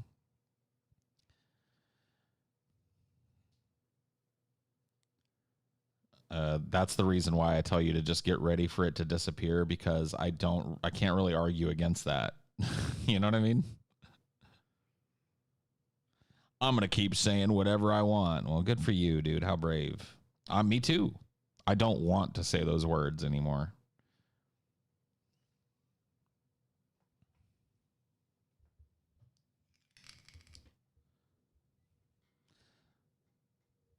Psycho, yeah.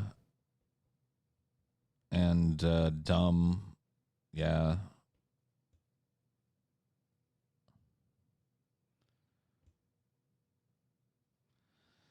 Let's make up new words. I think the point is, let's stop normalizing bullying and shit. Because, you know, that's kind of where this conversation started, didn't it? Started talking about bullying, right? Chelsea asked me if I'd ever said anything as a kid that I regretted, and I started with some of the things I'd said to kids that I bullied when I was younger. And that's really what it is. It's like playground shit that escapes into the adult world.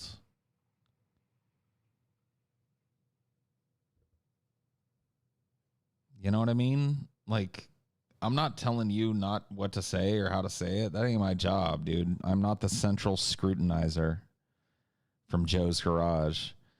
This is the central scrutinizer. But I've made a personal choice that I don't want to add to the pile of that shit that's already out there. I don't want to make people feel bad about themselves like that. Like, if I'm going to attack somebody for having a stupid idea, I'm going to go after their stupid idea. Or if I go after something about the way they look, they're going to be a goddamn adult, and it's going to be something that's in their control. You know what I mean? Like, I don't know. I'm trying to not be a schoolyard person. I think that those types of things, like, they belong on the fucking schoolyard.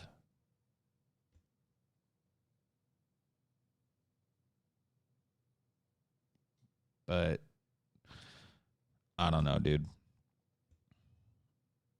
I am me and you are you, and that is that.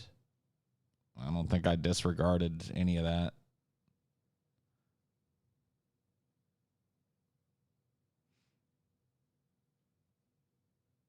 Paul, you're limiting yourself. Am I, though? What am I limiting? Like, what?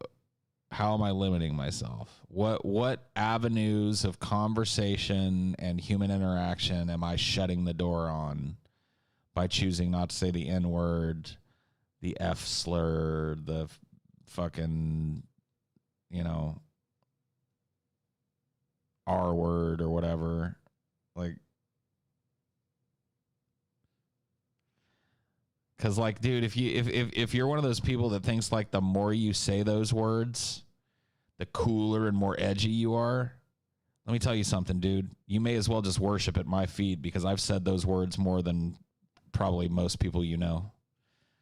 Dude, I grew up in the fucking 80s. Those words were like punctuation back then. Nobody even thought twice about using them where I grew up. I've said those words more than most human beings on this fucking planet. So I've made my quota. How about that? I've probably said them way more than you, so I'm still edgier than you fuck. How about that? I'm just done with them. I've made the choice to discard them. Enough for 2 lifetimes, meds. See, I'm not this type of guy that's gonna fucking give you a rosy view of what I was raised in and how I was when I was a kid and a teenager and shit. You guys get fucking truth from me, and you can hate me for it. I've used those words a lot. Like punctuation, like I said, part of every sentence. It was not an easy thing for me to disabuse myself just of racism, let alone classism, all the other silly ideas that were drummed into my head. And sifting through that and the actual good advice I got. Think that was easy? No.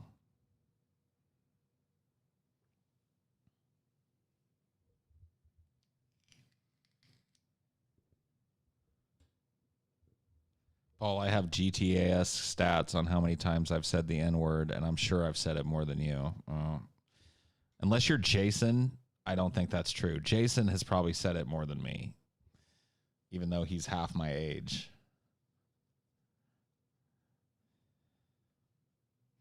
Yeah, dude. I'm just tired of people using the fart word, okay? Like, listen, it's break wind, okay? Fart is a slur.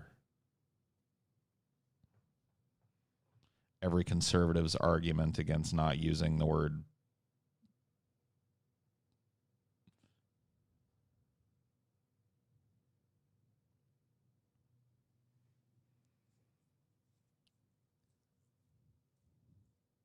poots, toots.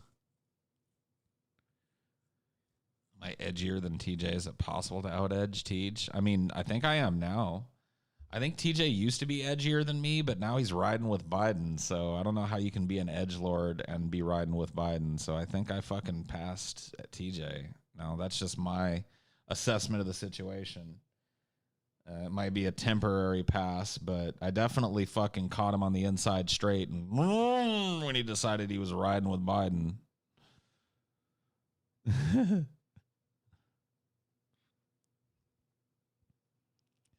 I remember what you said about the rainforest being burnt for livestock. Do you ever have plans on going vegan or vegetarian? I know I am now.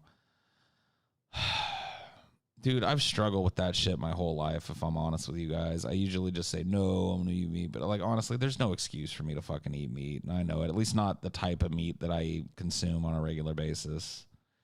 Factory farmed meats and sausages and chicken breasts and shit like that. Like, I could supplement my diet with, you know, different types of protein and stuff. I could do it. And it would probably be nothing but good for my fucking health. But it's such a fucking shift. Once again, I mean, it kind of ties to what we're talking about here, right? I was raised in an area that worshipped meat. I was raised by people that worshipped meat in a time where meat was like literally growing on the trees, and you could just pluck it from the trees and fry it up on the grill that everybody had, you know? Like, that was my truth as a kid. And so a lot of what I like to eat is tied up with that, and confronting that is tough. Like going like, I'm not going to eat a big steak ever again. I'm not going to fucking eat meatloaf or mashed potatoes or a burger that's real ever again. It's like, Honestly, just us trying to eat healthier has made a lot of our days. Yeah. That's true. I've noticed that as well. It's like the other day I ate, we even ordered out, right? So I got like a veggie sub from McAllister's, and I got like a cup of their veggie chili, and I think Amelia made like a little side salad or something. That was like our dinner. And I realized at the end of that day that like I didn't eat meat today and I didn't eat meat yesterday. So I've already like decreased my meat consumption just as a result of eating healthier. So that's good, I guess. But as far as like taking the step of going like, I'm just going to eat, like, what about eating insects? Dude, I'm telling you, man, this may sound weird, but I'm open to it. I'm open to it because I truly believe that insects could be like a marriage of both factory farming and processing of food that could literally like be done ethically and in perpetuity for human beings. Like, I'm dead fucking serious, dude. There is so much protein in insects, and they can be farmed in so densely and so ethically. You know what I mean? I mean, think about it, dude. When people think that, they think of like going to a restaurant and somebody just serves them up a steaming tarantula. It's like the scene from Indiana Jones and the Temple of Doom where the Maharaja's feast is brought out and it's a bunch of bugs and beetles and shit that people are eating whole, you know. But in reality, what would happen is that they'd be processed like most animals are into different types of meats. They would be made into burger patties and crumbles and things that you could use in tacos and seasoned in various ways and released to the public, but not a fucking cow would ever have to die before it. I've heard, though I've not had the chance to try it, and this sounds really fucking gross, that roach milk is really good. Roach milk is made from crushing a bunch of roaches up and processing out all of the shit and separating it from just the protein and adding flavoring and, you know, vitamins and shit to it. Like, I've heard of people that have drank, like I've met people that have drank roach milk, and I've been told that it's like drinking a glass of like strawberry milk. It's delicious. I'm telling you, it sounds hilarious, but like you guys, but especially you younger people, you better get used to this idea because factory farming is unsustainable now. There's going to come a time where it doesn't work anymore. And whether that's due to the dissolution of the government or the fracturing of the government in some way, which is totally possible, or due to climate change, just not supporting the mass amounts of grain needed to support mass herds of cows and shit. Dude, you could take that same fucking cow ranch and probably make 10 times the protein out of it if you turned it into like a roach ranch. I'm dead fucking serious. And it would be 10 times more ethical. Roaches don't, you know, like bugs have pain receptors and shit, but they're not like mammals. They're not wired all the way through with nerves and shit. You can pull a fucking roach's head off and it goes on living for days. It just starves to death. They're just different kinds of animals. It's way more ethical. You know, I'm not just talking about roaches. I'm talking about grubs and worms and all these other kind of animals that we all turn our nose up at and go, ew. Were staple parts of the human diet for thousands of years and likely will be again. Like, you know how much more ethically and environmentally safely you can farm crickets or grasshoppers or grubs or fucking, you know what I mean? Than you can an acre of fucking corn. Think about it.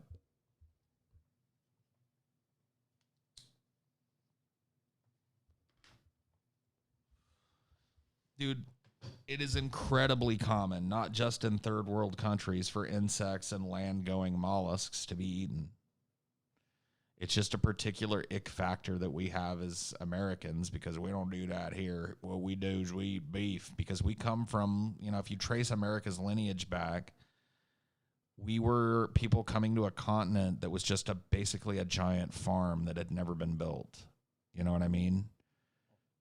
Endless prairies to graze your cow on and endless hillsides to graze your sheep on. And it was just like, fuck, man. They were coming from Europe where like land is way more a premium and meat is way more of a fucking, rich man's meal, or something that you have once in a while because it's just like they don't have, the Isle of Britain doesn't have the capacity to raise enough cows and there's just not enough trade to support there being this glut of meat. And then all of a sudden these people who are raised under that paradigm are living in a world where it's like, they don't even know if it ever ends. The prairies and the grazing lands and the herds of buffalo and the flocks of passenger pigeons. And they just started eating meat. And it was like, you know what? That was a sign of our oppression.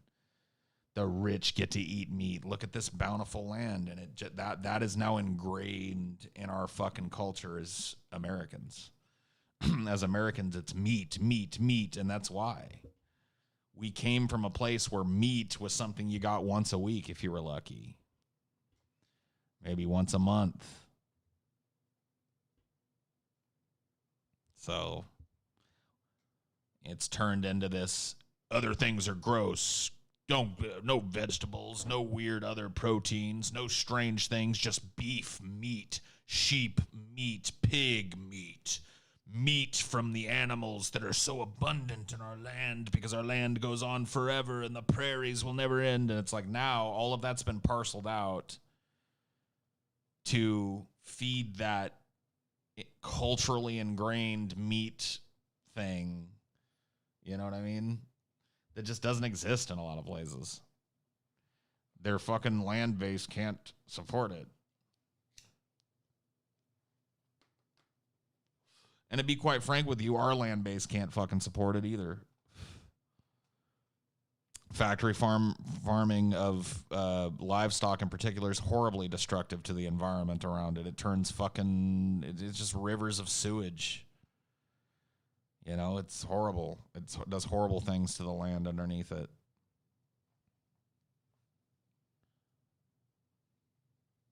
Factory farms equal jobs. Yeah, so do factory farms of cockroaches and grubs and other edible fucking insects for processing into meat.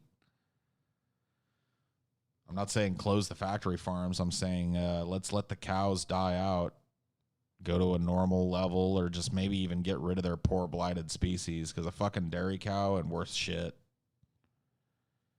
out in the fucking wild. So maybe just let them go ahead and live out their lives peacefully, put them out to pasture. When they're gone, that horrible genetic experiment we did is over. And we drink roach milk instead of fucking udder milk. Sounds like a horrible job to you. Trust me, working at a factory farm is a horrible job no matter what you're farming. But if you gave me a choice of working at a chicken farm, which I've actually walked to, and you want to talk about hives of misery, you want to talk about a place that'll break your spirit as a human being, go to a chicken factory farm. I've walked up and down the aisles of them before. They're horrifying. They're horrifying. Like absolutely horrifying, the amount of suffering that goes on there. And that's just one aspect of it. Pig farms are the same. Cow farms are the same. The people that work factory farms have a very hard life and often take out their frustration on the animals. Well, it causes... Derek Jensen talks about this. And here's how he puts it. And trust me, it'll make sense in a second. Let me get through it because I want to make sure I'm doing it right. If you look at a tree, he quotes a Canadian logger when he starts this. And he says, there's a Canadian logger that once famously said, when I see trees, I see dollar bills. So if you look at a tree and you see dollar bills, you're going to treat a tree one way. And if you look at a tree and see there's a tree, you're going to look at it in another way. And then if you look at that individual tree and look at it as a single organism, you're going to look at it differently still. And so that's applicable to the factory farming idea. Those people have been put in an environment where the normal human instinct when they see a big old cow, I like to think for most people, is to pet it. But they're in an environment where they're not looking at animals with feelings and emotions and pain receptors anymore. They're seeing dollar bills. Or for the workers there, they're seeing time, which is dollar bills. They're seeing, this is how many cows I have to process today. Get your fucking ass in that goddamn thing. Get up. I don't care if you're sick. You know, and they've just deafened themselves to the bleats of it, and that's what's going on.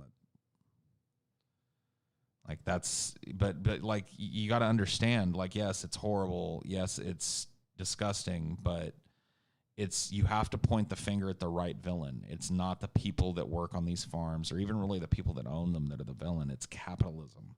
Capitalism is the villain that's created this. Capitalism is the villain that has created these horrifying environments where these animals live and are mistreated and abused and killed horribly. And it's horrible. It's horrible. It's something that most, like Sarah is saying, like, I put this shit out of my mind. I actively avoid thinking about it. Of course you do. Because if you didn't, you'd go fucking nuts with it. It's just, you have to get angry at the right thing. You know? That's a place where I think PETA goes wrong. Like, it's not the fur industry that's the problem. It's capitalism. PETA should be a radical anti-capitalist organization if they really, truly care about animals. They shouldn't be throwing fucking red paint on people wearing furs and shit and making meaningless fucking incursions into research labs and letting animals out and stuff. Like, if they were real animal activists, they would be anti-capitalists and they would be staunchly against the system that processes these animals and allows them to be used, like, turned into dollar bills. And it's the same shit with trees. Like, guys, I want to tell you guys something. This is kind of a tree hugger thing to say, but the fact that we cut down tens of thousands of acres of forest every fucking day to process to use as mill paper and shit, it's the same thing to me. Every one of those trees is an organism that contributed to the biosphere.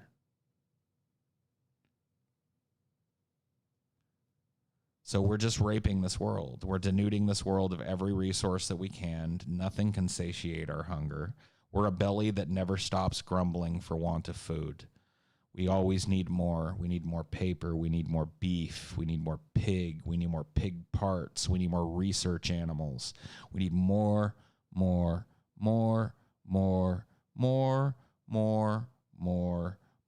of everything. More oil. More helium reserves, more fucking nuclear weapons. We need more. We need more. We need to mine more. We need to frack more. We need to explore for resources more. We need to have more wars so that we can have more resources and more territory. It's all about more. And if you take this down to the elemental level, we're like fucking hunter-gatherers. It's elemental in us. It's just like, if you really reduce it, it's just like me facing my own racism and admitting to it and walking away from it and challenging the things that had to be challenged. Humanity has to challenge its natural hunter-gatherer instinct to because think about it. What is the problem with capitalism? Mass accumulation, the hoarding of resources. You know, dollar bills aren't worth shit. They represent resources, gold, companies that have been invested in, the country that you live in. It's all a fiat currency now, but in people's minds, that's a resource. So what have we always been about? We're a hunter-gatherer species. Hoarding. How many? I can get fucking more acorns if I kill that guy over there and have a fucking easy winter for me and my fucking people over here. Hand me the fucking obsidian spear and let's go. It's the same shit. It's the same fucking idea that humanity has labored under since the dawn of fucking time, and it's caused all of our self-inflicted misery. It worked for us as a species for a long time when we were just tribes of hunter-gatherers, but as we grew and grew and grew, it eventually blossomed. It went through several mutations. It started as just straight out feudalism, not feudalism, straight out fucking monarchism and authoritarian dictatorships. Morphed into monarchy, morphed into representative monarchies, but the government kind of became intertwined with the profit motive, and it never stopped. And it's all rooted in that. It's all rooted in that elemental desire that we all share to have, oh God, I better get more. And it's a good thing. But we live in a time where we don't need it. We don't need that instinct anymore. In fact, that instinct is killing this planet, causing this planet to be uninhabitable to the species that live on it, including us. We're one of those, by the way. We're not just some alien observer as all these poor little animals die. Well, darn it. That's the last southeastern Indian varmint that'll ever be seen, but it's deeper than that. It's way more complicated, and it's way more serious than that.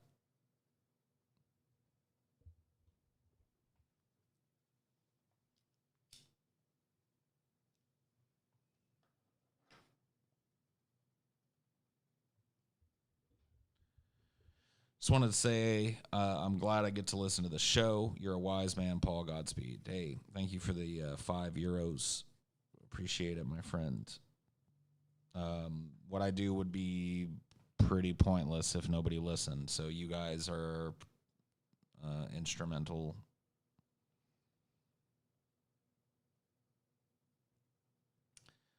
I haven't streamed in a while. I'm in a good mood today. Hey, good for you. Good mood days are good days. I wouldn't say I'm in a good mood today, but I'm not in a shit mood either. Like, I'm in a mood, It's just pretty good.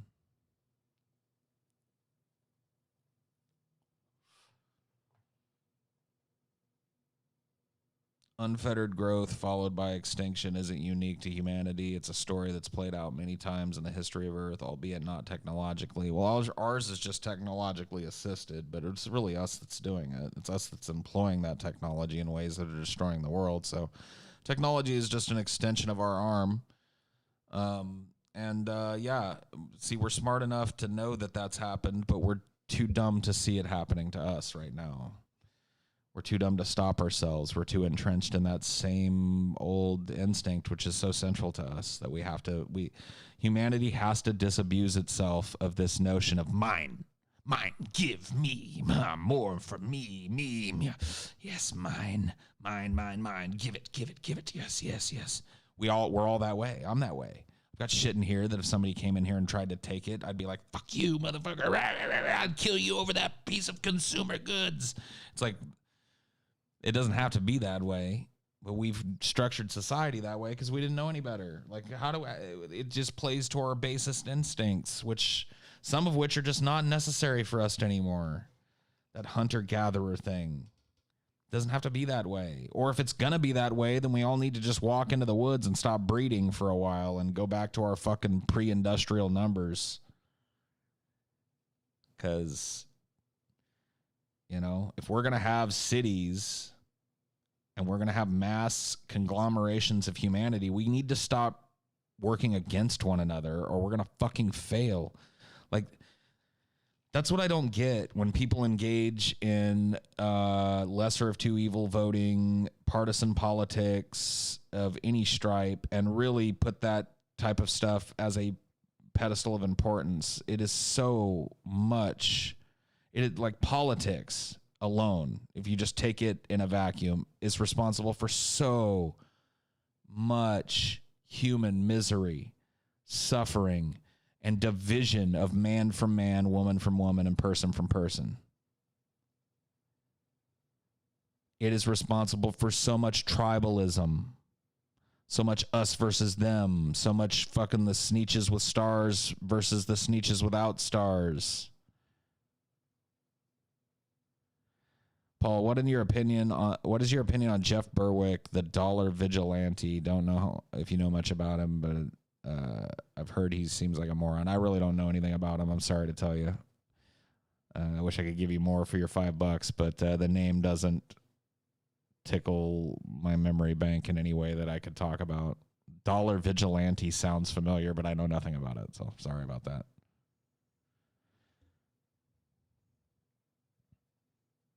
Is there ever a time in your life when you didn't have these views? I just told you I was raised a racist in a conservative part of the world. Yeah. There was definitely a time in my life when I didn't hold these views.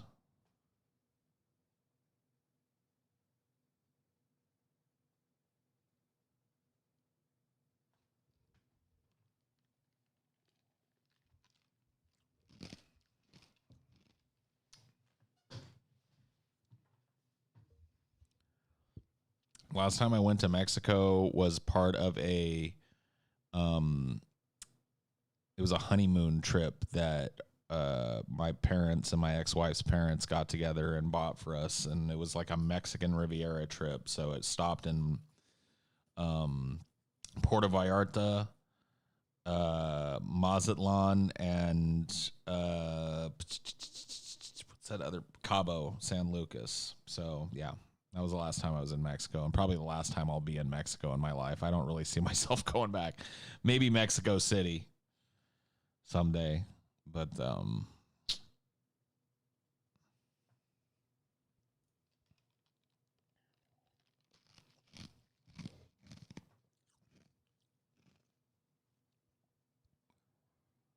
my streams are cozy. Good.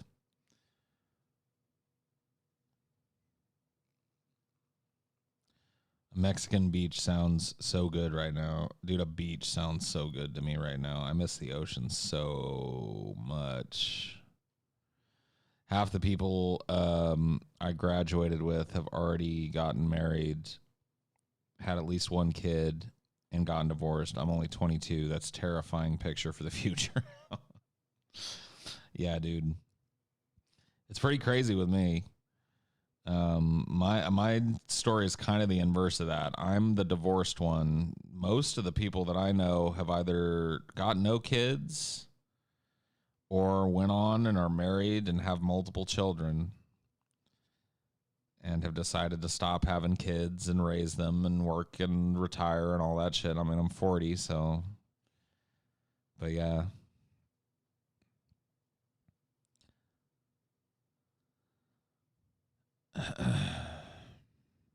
The exact type of person I hate the most is a person who's willfully ignorant, someone who knows of the injustices happening around the world but pretends they do not. But I'm realizing I am that person in some ways. Like with factory farms, I prefer to pretend it isn't happening, even if I can solve the issue on my own. Well, you can't solve the issue on your own. But yeah, like the pretending is like, look, dude, but like, look, all right, Sarah, listen. I agree with you, but you need not be so harsh on yourself because you're not given many choices. You are not a person who wields a giant sword of power that can cut down every injustice that they see. No such person exists. You know what I mean? Like, so you're not given much choice. Like, you live where you live. You were raised where you were raised. You have only so many choices to make, and you can't fucking, like, look, I'm not going to try and infer your fucking life. But if it's anything like mine or what I perceive most people's lives to be, it's a constant cavalcade of challenges, whatever form they take. It's just, I have to do this, and oh my God, I have to do this, and now this is looming, and now this came out of nowhere, and now, and it's like, when are you given time to really sit down and fucking care about everything? And if you could, would it do nothing but reduce you to a puddle of fucking like emotional goo? Because I think it would me.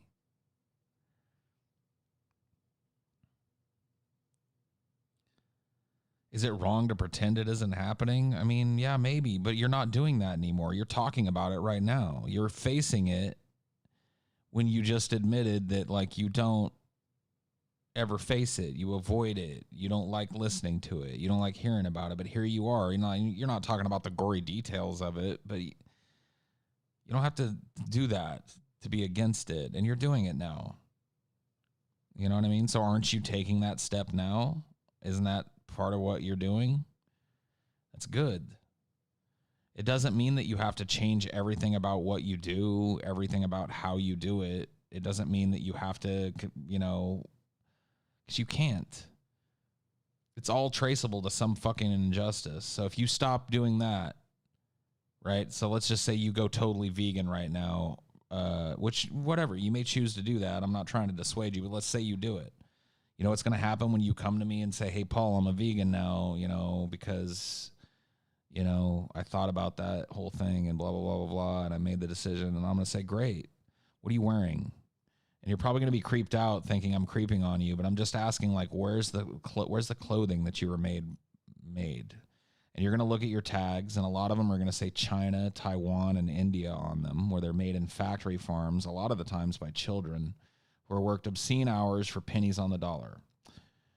And then you're going to become a hardcore, okay, I locally source this, and I only buy from places that are this, and then I'm going to say, okay, well, where are you living? Well, I live in this house that's on this, and I'll find some reason why that house is a fucking canker sore on the land, or why it represents land that was taken from somebody else, or land that was denuded to destroy the population of some fucking creature that used to live there. And the next, and the next, and the next, and the next. You know what I mean? You cannot reduce yourself to a complete unit of non-intervention on the planet. Like, you can't be this like perfect person. You're not given a choice. But that doesn't mean you can't talk about it. And that doesn't make you a hypocrite for talking about it or speaking out against the disgustingness of whatever it is. The lowest form of argument against somebody in a capitalist society who speaks out against the evils and destructiveness of capitalism is, but yet you live in it.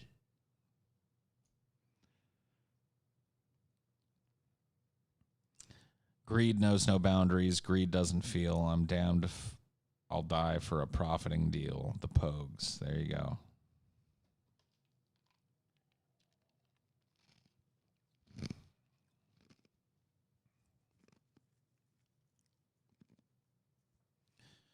Glad to see you again, too, Blue Noble.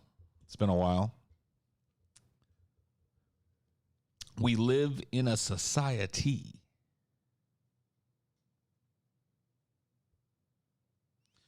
You use iPhone, checkmate. You wear clothes, checkmate.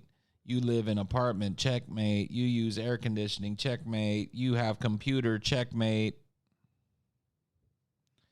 Checkmate, checkmate, checkmate.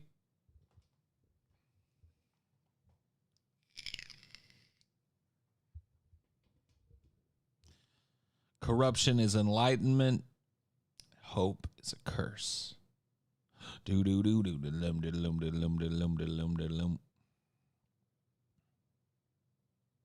You and TJ made the argument against socialism that because everyone currently lives in capitalism, therefore they can't be a socialist. What?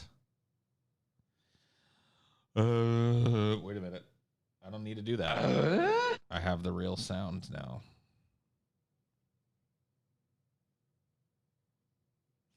Say what?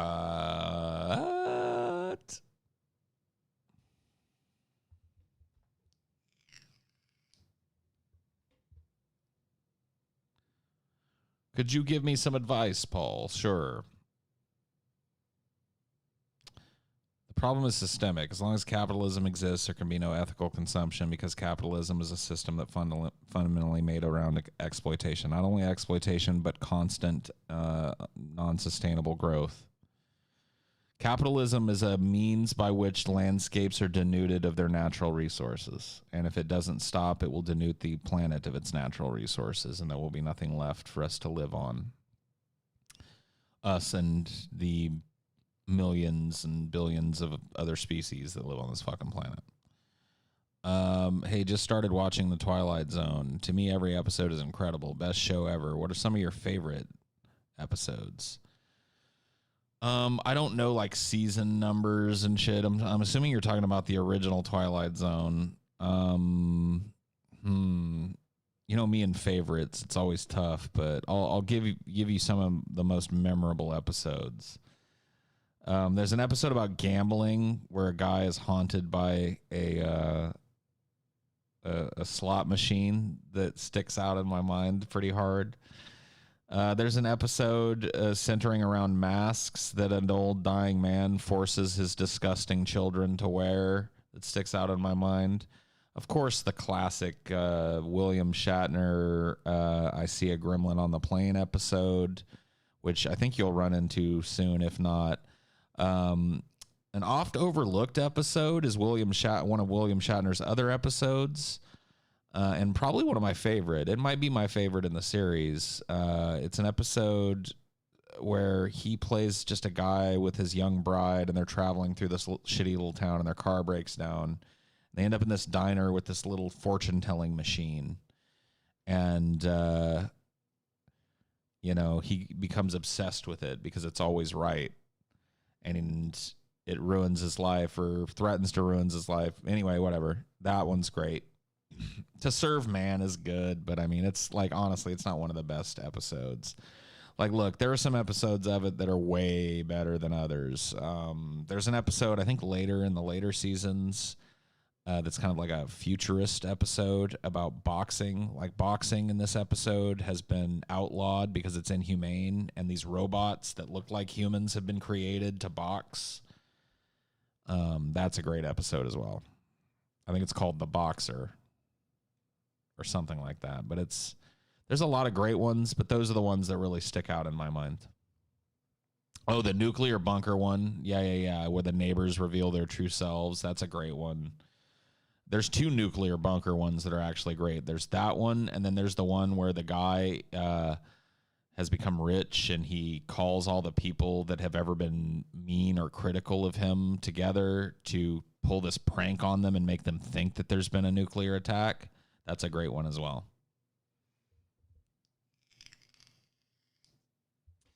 The one with no dialogue where the woman is plagued by these tiny little aliens. That's a great one. It has absolutely not a single spoken word in it, or at least until the very end. I think it has one line or two lines in it at the very end, but it's an entirely just kind of acted episode, pantomimed episode. The one where the mannequins come to life, yeah, not as memorable for me, but like I said, they're all pretty good. Some are not as good as others, but yeah, there's some real elevated ones too. There's some ones that are just like, whoa, fantastic. Paul is just a poor man, though his stories often told. He has squandered pessimistics with pockets full of streamings, such as promises. I la di da da da da da da da da. La da da da da da da da da da da. Sorry. Anyway, how's your Rod Serling? Not great. Most people can't do a Rod Serling. Rod Serling had an accent that doesn't exist anymore in the United States, or has been blended into other accents, or is very, very rare. It's called transatlantic, and it's an affectation that was used. And there were various forms of transatlantic, too. You can look it up. It's actually kind of very interesting. When you watch old movies and you hear people speaking in a very odd manner, even though they're in America, that's transatlantic. And it had a ton of variation. Rod Serling spoke a variation of the transatlantic accent and probably his regional accent that is very tough to nail. I've very rarely heard anything other than hack impersonations of Rod Serling. Last stream, I think you were talking about needing chill background music. I'm a musician and would love to make free tunes for you. Here's some more spare change. Well, thanks, Spiff. Yeah, hit me up on Twitter or whatever, and yeah, like make a playlist or something. I won't share it with people, and I'll just use it for stream background music, and I'll put a link for you. Like that's the best. That's what I really need is like a playlist like that you could make private or make it unlisted and just share it with me that you don't mind me using. You know, I'll credit you, of course, for the music. So yeah, if you're willing to do that, then do it and hit me up and I'll use it. Paul, you ascribe to the belief that there are only 7 story plot types and that we're just retelling the same stories in perpetuity with different subject matter. I ascribe to a belief that may resemble that, but I reject the 7 story plot types. I'll have to look them up, so let me see. And let me see if I can think of something that's outside of them. 7 plot types. That's the only part of that statement that sticks in my craw. So let me just refresh here and say the 7 plots. Okay. Overcoming the monster is plot number 1. Definition: protagonist sets out to defeat antagonistic force, often evil, which threatens the protagonist and or protagonist's homeland. Okay, we've seen this a bunch of times. Rags to riches.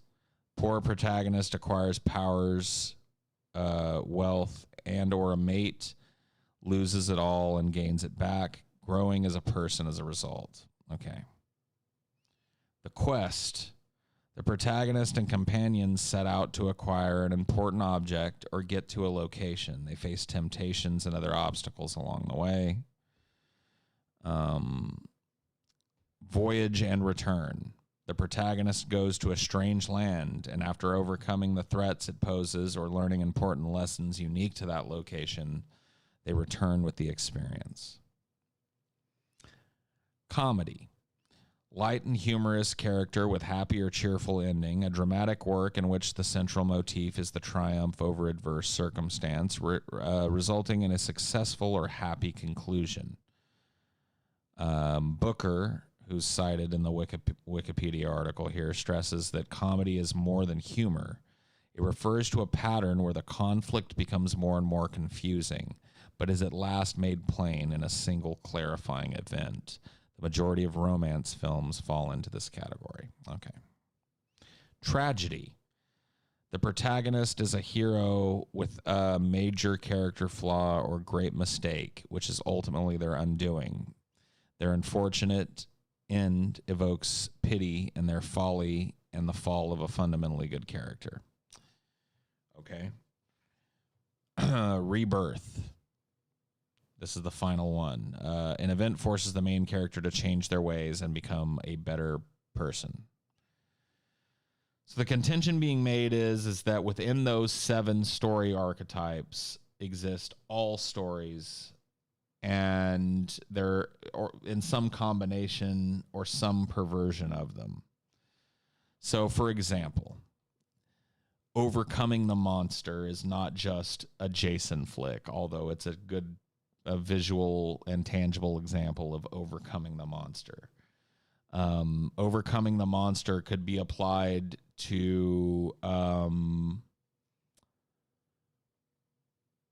I mean, there's a number of movies you could apply Overcoming the Monster to as part of as using it as a central theme. But one that people might not think of that came to mind immediately for me is Requiem for a Dream, right?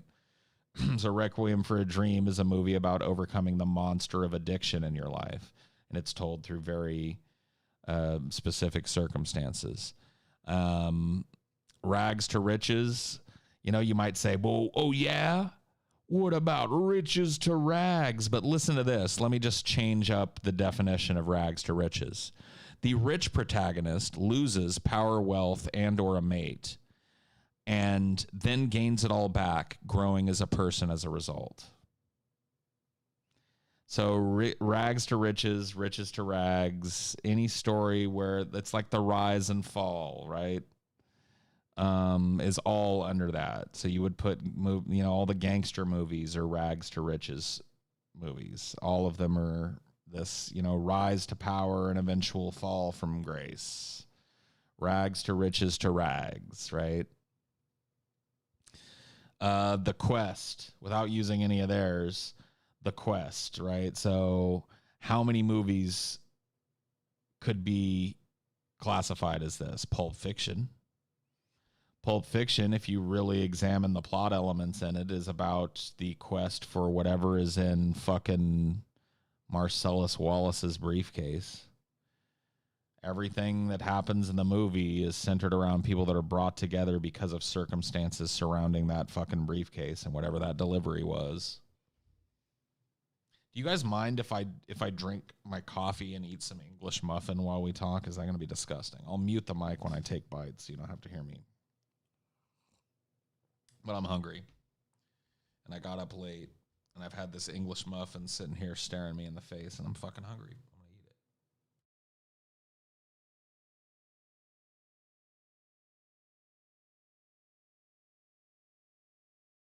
it. It's good shit.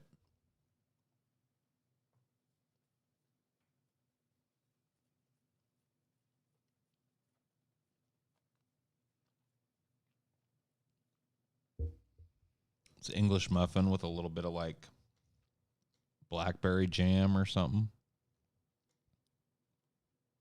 It's good shit.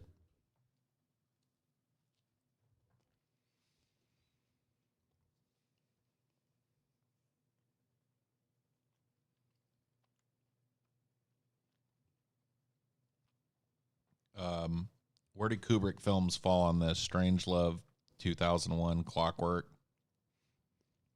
All over the map, right? So Strangelove could be, obviously fits into the comedy, which all satire would fit into. Strangelove, thematically looking at it, could fall into a number of these categories. The Quest. I mean, like the contention is not that every movie falls neatly into just one category. The contention is that all stories that are told are a combination of these 7 elements and these 7 basic stories. As I'm talking about it and having read, I can't think of an example really that wouldn't necessarily fit.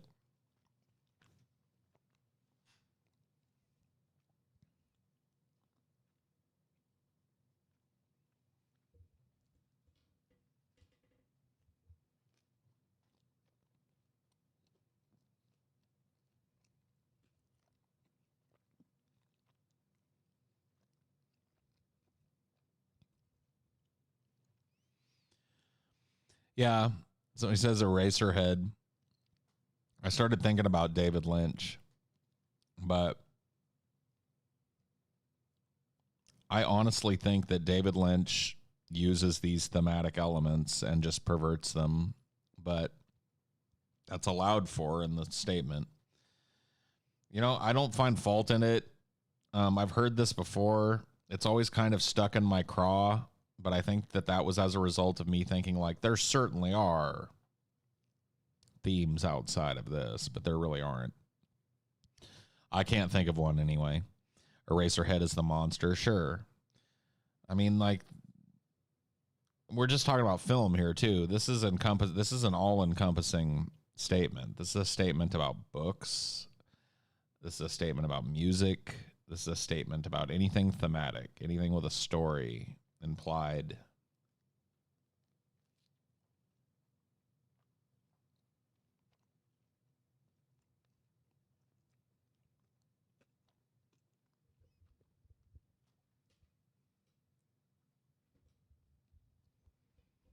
Do wildlife docs follow these?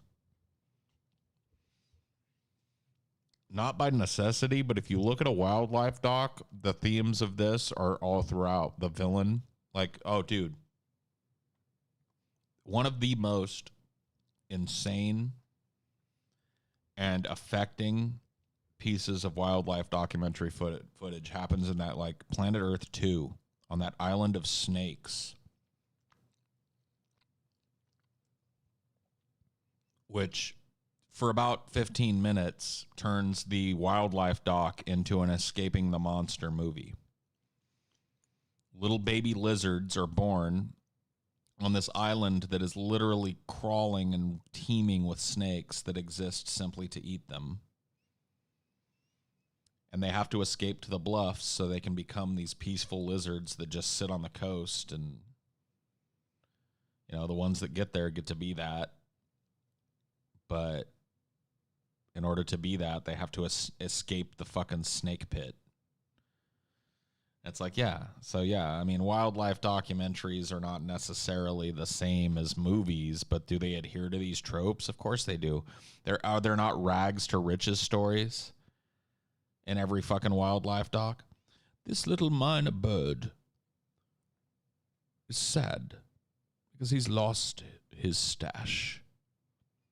Minor birds collect bits of fluff and flashy things, and a storm has blown away his recent cash. It's like, but then I go from rags to riches, you know, because we get to watch the little minor bird, you know, build his little nest.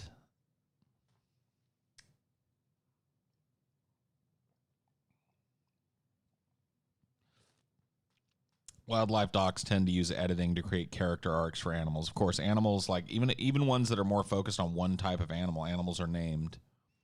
This is Alyssa, and she may not know it, but she is one of the last of her kind. A snowy leopard. The calls that echo through the bluffs here are heard by almost no one.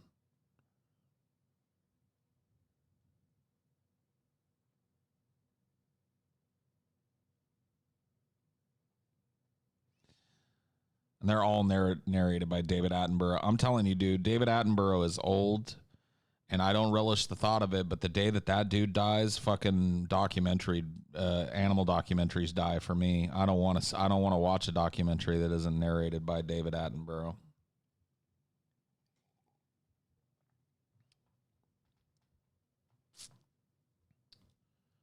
Here, in the dark bottom of the jungle, it would be easy to believe that there's nothing but microbial life.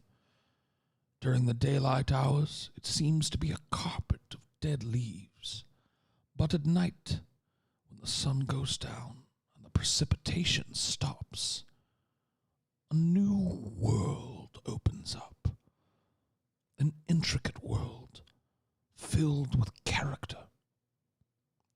You know, dun dun dun dun dun dun dun dun dun dun dun dun dun.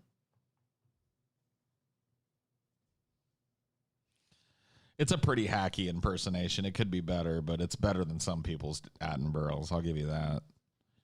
There's a cool slice of life documentary that follows a day in the life of these two Mongolian kids. Makes you see just how vast the world is. Yeah.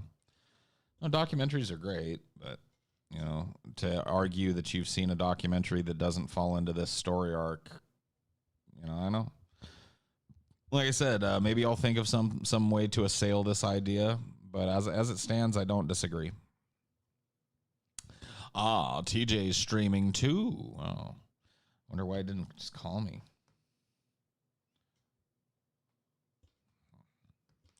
Well, all right. I've been streaming for about 2.5 hours anyway, and I'm hungry. That English muffin was nice, but I'd like to add some to it. So I'm going to go get some food and shit and enjoy the rest of my day off and start another week of deep fat fried and stuff tomorrow. So hope you guys have a good day. I guess I'll catch you next time.